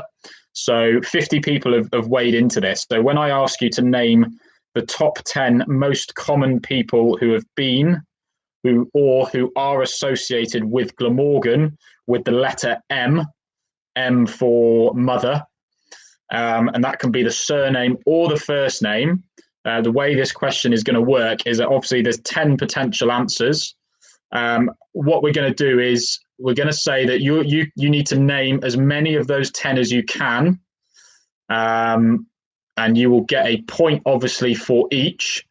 But if you name somebody that doesn't then come up on that list, you're going to lose all your points for that question. Okay, so if you think, I've got 3, I think there's 3 that everybody's probably going to have said over those 50 people. I'm going to go with those 3, and I'm not even going to attempt the other 7. Even if you want to pencil them in, You want to lock and load and go with 3, you'll get 3 points if they're all right. If you manage to get all 10, fantastic. But if you write 7 down and then you're wrong on the 7th one, you won't get any points at all. Hope that makes sense. So that is name the top 10 most common people who have been or who are currently associated with Glamorgan with the letter M. And that could be either their first name, start of their first name, or the start of their surname.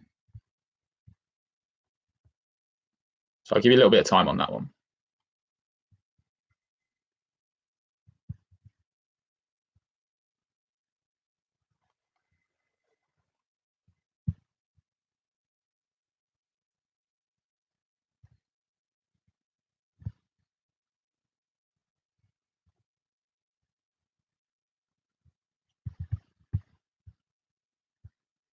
Haven't seen many updates from how people's scores are getting on, so do keep us posted.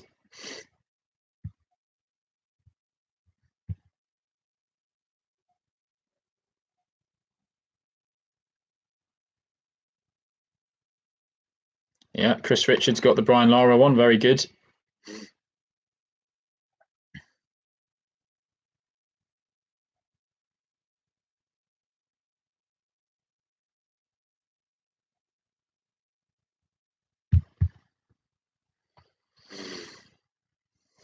The top 10 most common people associated with Glamorgan. First name or surname beginning with M.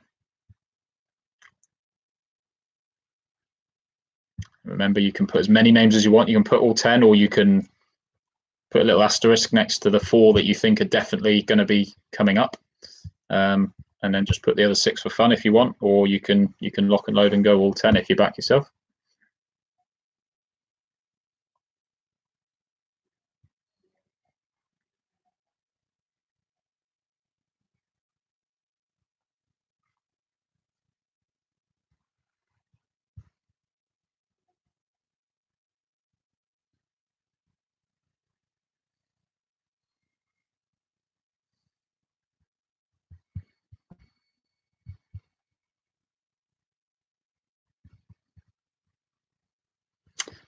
Okay, keep mulling that one over. We're going to move on to question 2. We have got another anagram for question 2. So again, if you get your pen and paper, I'll read you out each letter as it comes in, and we will go from there, and then I'll read you the question. So what club in Wales is this an anagram of? And here we go. So we've got F, E, R, V, O, R, S, T, H, A, W, E, D. So that's F-E-R, V-O-R-S, T-H-A, W-E-D. Which club in Wales is that an anagram of?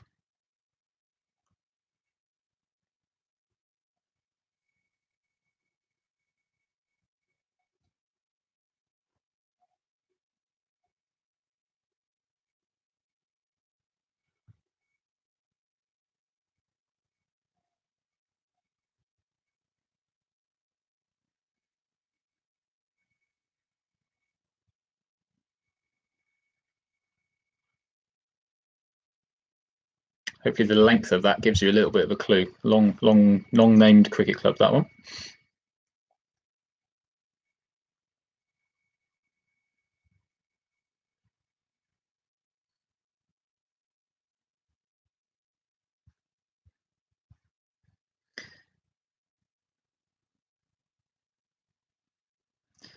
Steve DeRike, are there any questions about test matches in the 1980s? Is the only way I'm going to be competitive. We do still have the classics round to come, Steve, so I'm not making any promises, but we are going to see. Alicia, our CEO, is tuning in. Welsh Cricket round is going to sort the men from the boys. Yeah, I think that might be right. And the London guys reckon they've smashed the anagram. So there we go. We'll move on. Question 3. Which New Zealand international has represented Wales for the last 2 seasons in the senior women's competition? Which New Zealand international has represented Wales for the last 2 seasons in the senior women's competition? There's another half tracker for you. Adrian, I think it was, that was asking for that. There was a clue this afternoon, which you obviously can't go back and look at the Cricket Wales social media pages now. That would be cheating. But there was a clue on who that is from earlier today.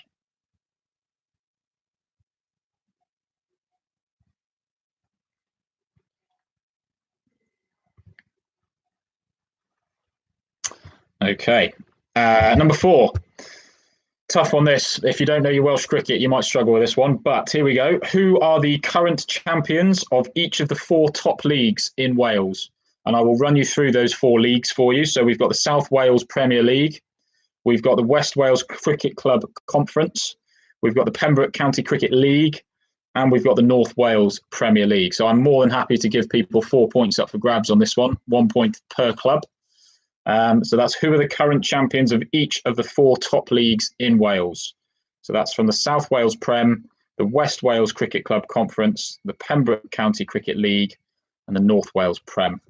And for those of you that aren't familiar with the West Wales Cricket Club Conference, that's effectively covering the area of ground we call Mid Wales.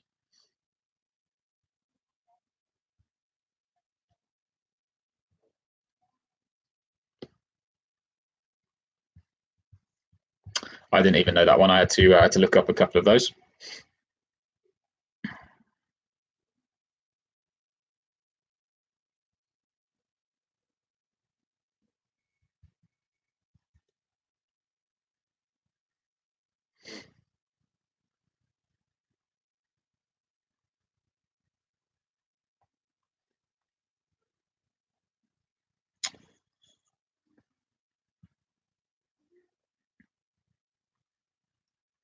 Okay. Question 5. Again, toughie. I wouldn't expect you to get all of these, but how many clubs? Well, I say how many. Again, a big pointed question. This one. How many clubs are there in Wales? How many affiliated clubs are there in Wales that begin with the letter N? So that's N for nothing. And can you name them? Okay, so there's a point there for the number, and then a point for naming each one. Beginning with the letter N. And just to confirm, that's N for nothing, or numpty, as my brother's question showed in domestic cricket round.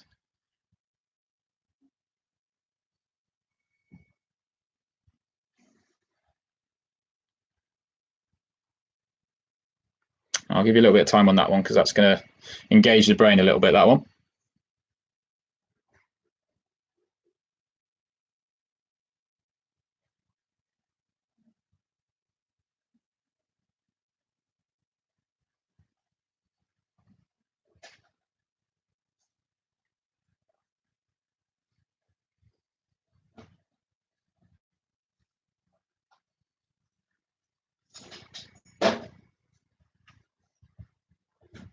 £722, everybody. We slowly keep creeping towards 1,000, which is awesome.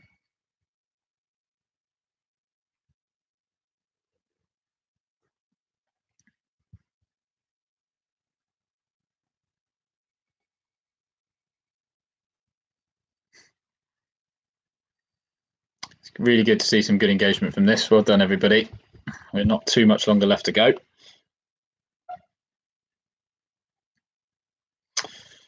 Okay.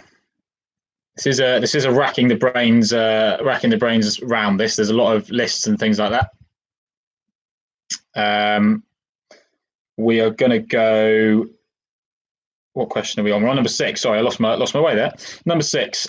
Name the 7 players that since 2015, so quite recent, have come through the Glamorgan Academy and remain on the professional staff. So that's name the 7 players that since 2015 have come through the academy and remain on the Glamorgan playing staff. So again, 7 players. I think that's fair enough to be 7 points for that one.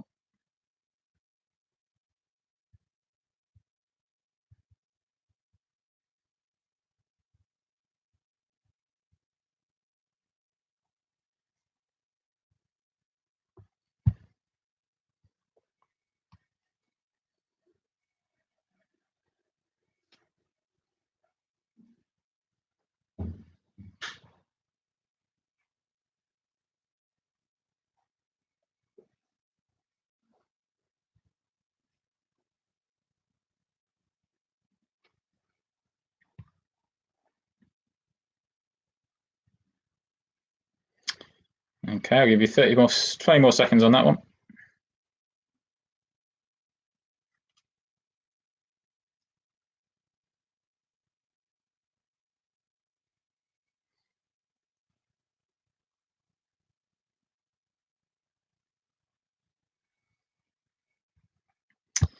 Okay, let's go number 8. Oh no, number 7. Sorry, beg your pardon. I've jumped forward a question there. Number 7. How many fully accredited cricket clubs are there in Wales? I'm not expecting an exact answer. If you want to go, whoever gets the closest, that's absolutely fine.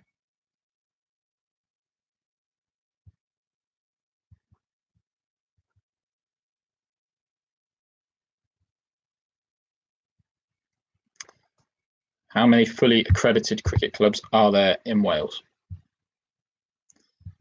Take your best guess, anybody that's not involved in Welsh cricket.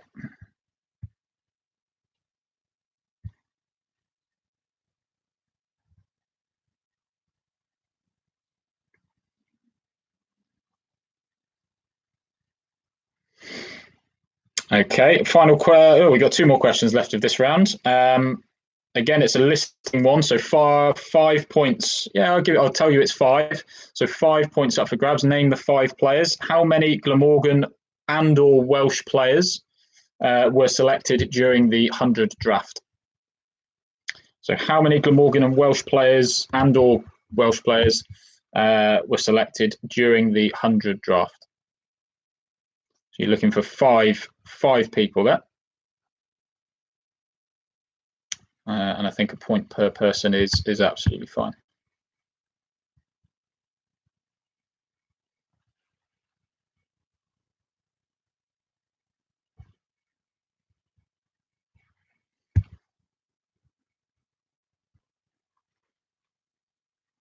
Yeah, read the question from somebody. Read it carefully. How many Glamorgan and/or Welsh players were selected during the 100 draft? Remember, that does include men and women. Women weren't drafted, I'm told. Okay, how many are going to be playing? I think that's probably maybe that's a fairer way of saying it.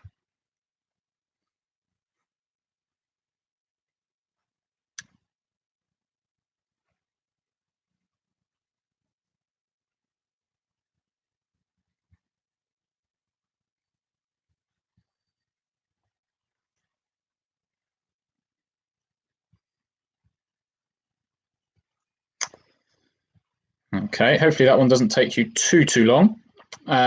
Final question, actually, we're going back to the club cricket one. We said that who are the current champions. I forgot to add in, so you can add this into question 4, actually. Who are the current Welsh Cup champions?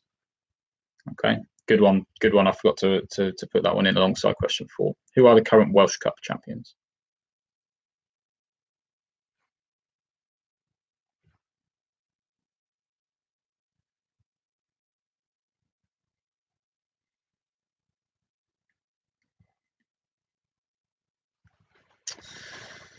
Okay. We're going to whiz through the answers to question 5, and then we really are on the home straight with only 5 questions in round 6. So we're going to start with we're going to start in reverse order with the pointless style question. So we're looking for 10 names, the most popular 10 names beginning with M, first name or surname, that have been or are still associated with Glamorgan. So this is on the back of asking 50 people over the last week prior to this quiz, and this is where we got our names from. So in reverse order, remember that hopefully you've locked in your names now. So remember that if you've put in too many and one of these names doesn't appear, then you won't score any points for this round. Okay, so in reverse order, the last name, the least common name that was given by everybody, who played between 97 and 2011, was Mike Powell. And coming in at 9th, one of the more famous overseas players I believe Glamorgan has ever had between 1980 and 85, Javed Miandad.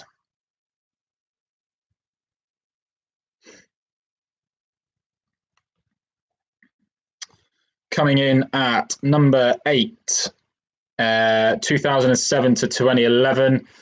We all know, bless him, even to this day, Tom Maynard comes in after Javed Miandad.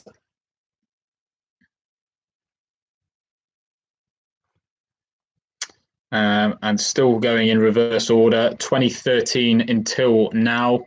I believe it's his current benefit year at this moment, Michael Hogan.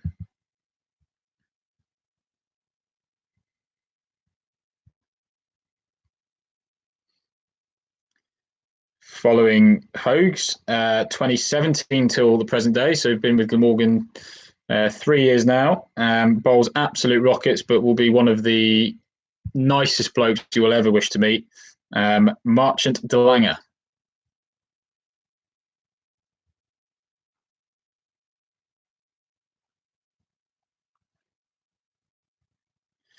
Halfway there.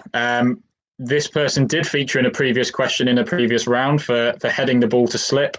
One of the more popular Glamorgan figures between 2006 to 2011, and still comes to the Maynard days, I believe, that run annually. Mark Cosgrove.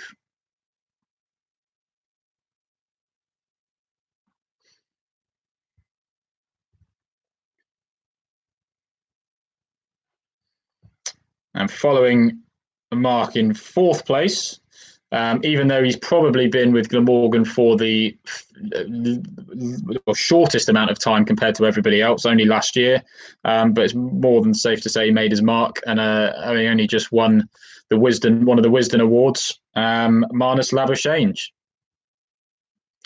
Don't ask me if I pronounced that correctly, I probably haven't. Lagershandi, I believe, is his nickname in the Glamorgan dressing room to make it slightly easier to pronounce.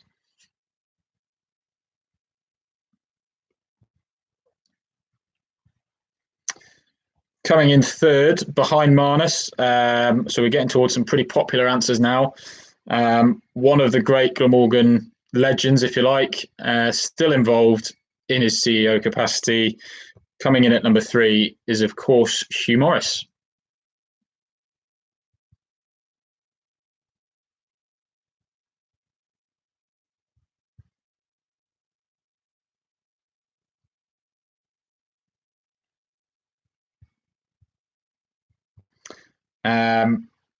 Second place, we're getting there now. Hopefully we've still got some points left, everybody. Second place, 1999 to 2016, recently retired within the last 5 years, but back at the club in a director of cricket capacity, is Mark Wallace.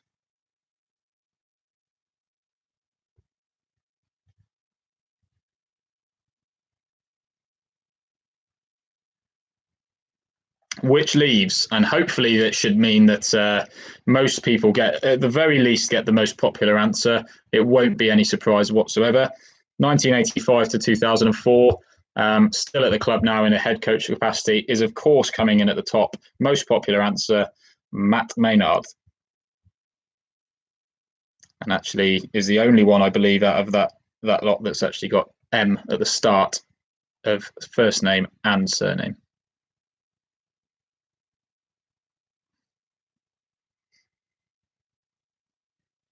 Okay, number 2. Yeah, so add up your scores for that one. Again, hopefully you might have clawed some room back. I'm just getting a few messages. Mark Frost, unfortunately, one of our senior members of Cricket Wales. I'm sorry, Frosty, your name wasn't as prominent as some of the others. I do apologise. Number 2, in terms of the anagram, what club in Wales is this an anagram of? Really well done to everybody who got this. Haverfordwest. Down west, if the name doesn't give away it already. Haverfordwest is the anagram. Super spot down there. Lovely cricket club.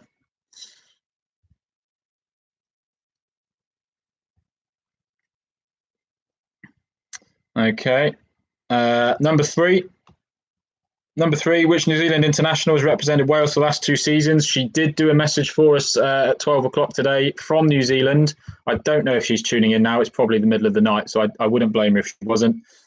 Is Rachel Priest.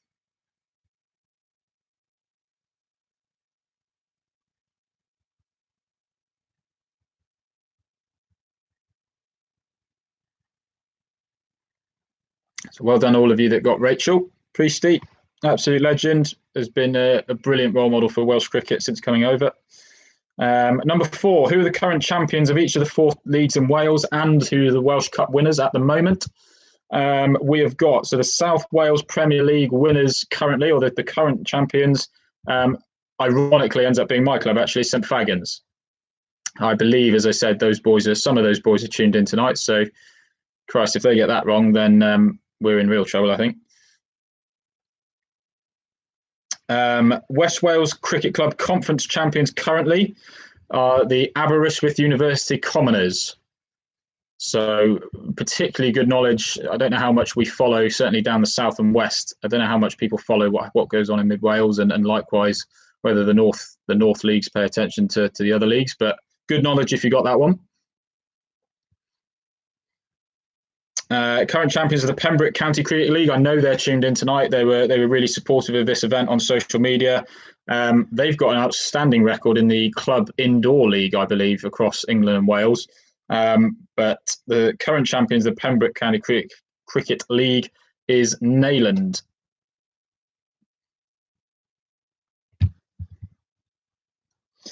Which means that the current champions of the North Wales Premier League, and again, I think we've got some guys tuning in from there tonight, Bangor.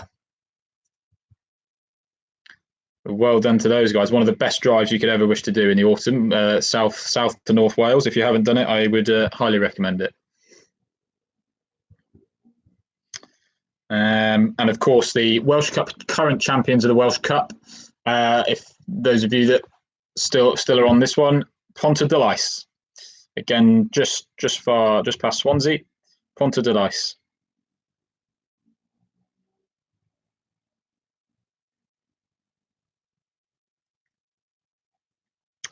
Okay, awesome work. We're almost there. So name as many clubs in Wales as you can, beginning with the letter N.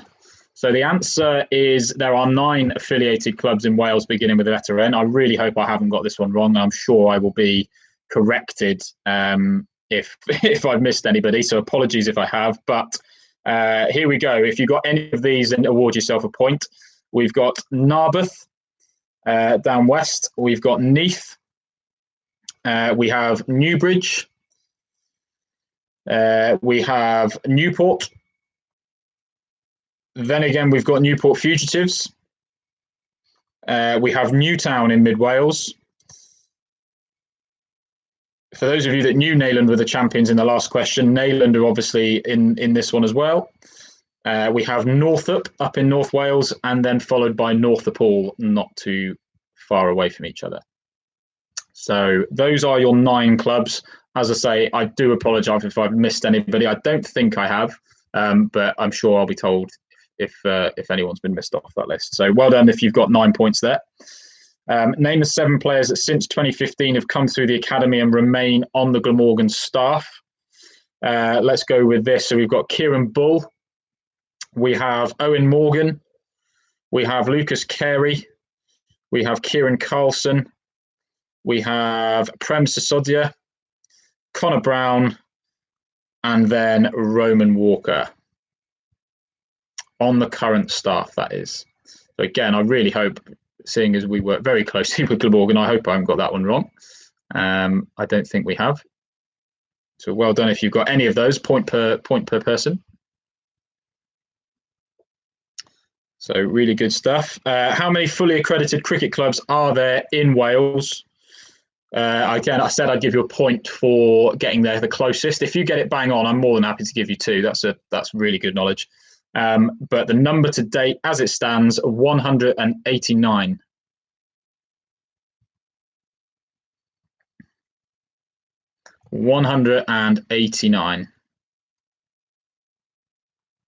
We've just had a massive donation into the fund to take us up to 85% of our target. So massive thank you to that person. I won't name him. I know he won't want me to, but it is there for you guys to see. So really big thank you to that. We are £854 for the good for the Opening Up Mental Health charity. So awesome stuff for that.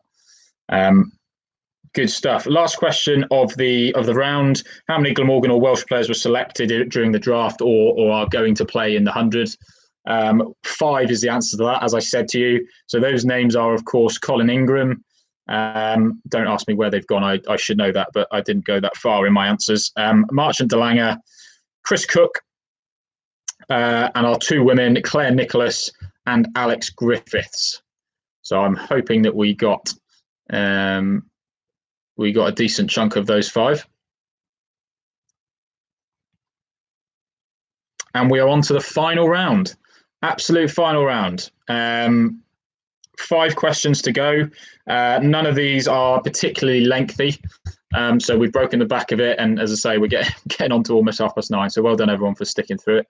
Hopefully it's been a good laugh. Round 6, classics. So I know someone was asking about 1980s test matches. We will have to see how the next 5 questions progress, but I won't give the game away just yet. Question 1. Again, if you get this spot on, ideally you need to get it spot on, but if you want to go who was closest, that's absolutely fine. No issues with that. In what year was the Bodyline series? In what year was the Bodyline series? So we're talking Harold Larwood's off the top of my head. We're talking Bodyline series and short pitch bowling and all those things that are associated with that.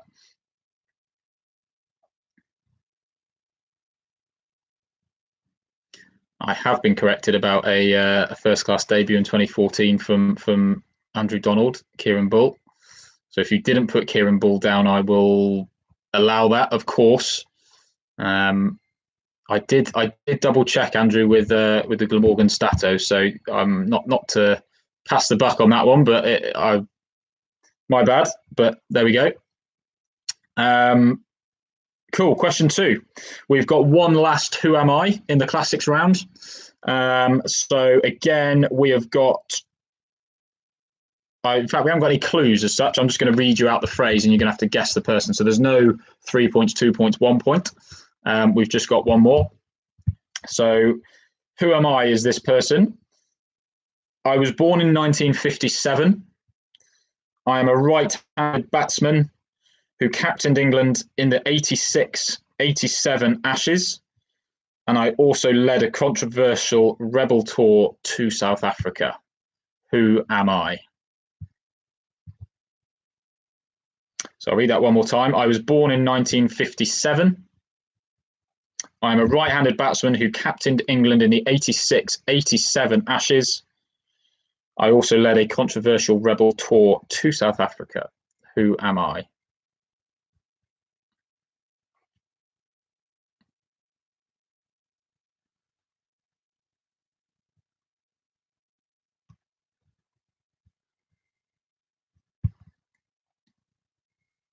I'll give you 30 more seconds on that one.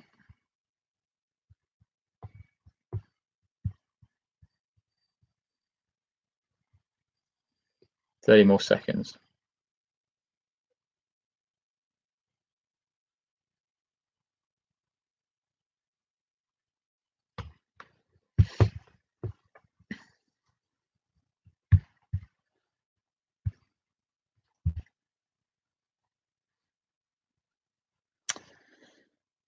Okay, question 3.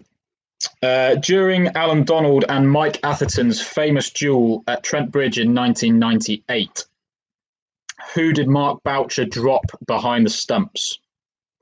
For those of you that remember, that was a pretty regulation drop. Went standing back, straight in and straight out. Who did Boucher drop at Trent Bridge in 98 in the middle of Alan Donald and Mike Atherton's legendary duel?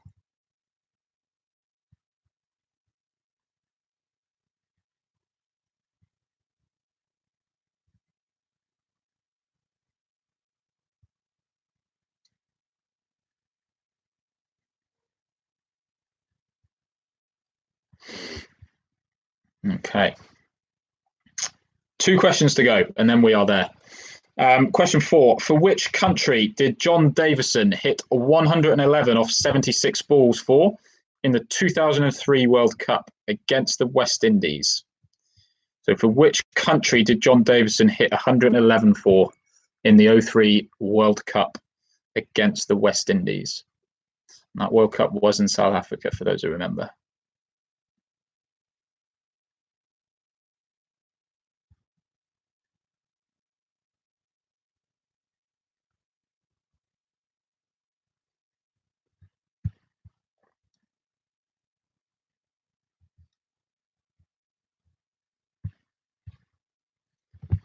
Some more pictures coming in. Looks a great setup in the Donald household.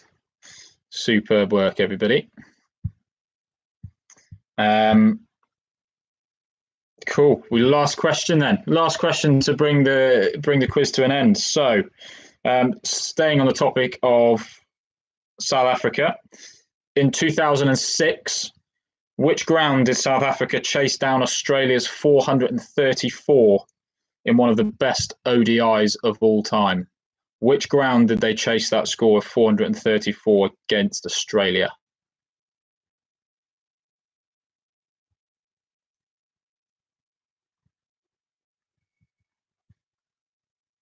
I remember watching that game live. That was an unbelievable run chase.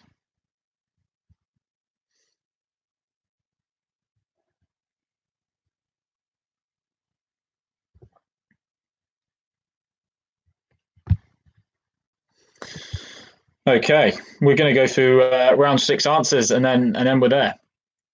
So,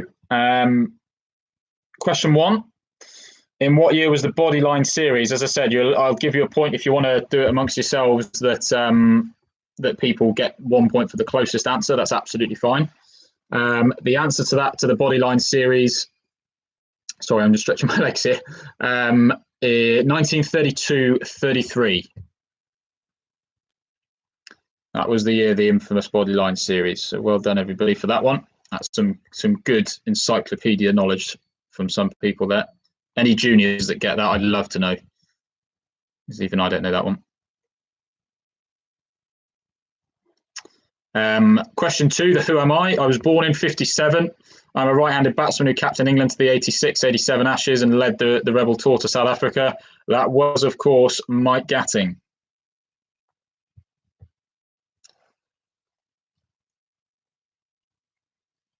Mike Gatting.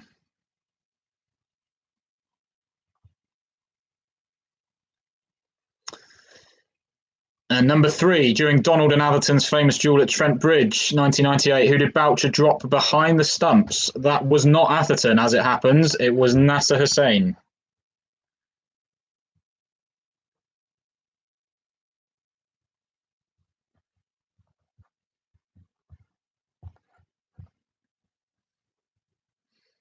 Well done, people, for that one.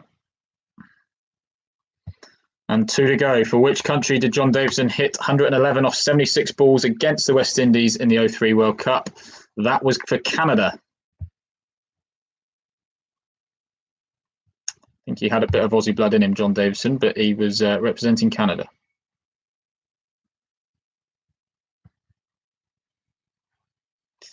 And then lastly, in 06, which ground did South Africa chase down the Aussies 434 in one of the best ODIs of all time? That was at the Wanderers in Joburg. So we are at the end of that quiz. I think it's probably best if you add your scores up and see that there's not been any major issues or confusions from any of the rounds, hopefully. And obviously just double check your answers from, I think it was 1 question, maybe 2 on the Kieran Ball one that we maybe will look at again. But thank you for correcting me, people. But that kind of brings it to an end, really. I hope that was a little bit of fun. That's definitely gone on longer than we planned to do. But during the times like this, we're obviously trying to keep people as engaged in cricket as possible.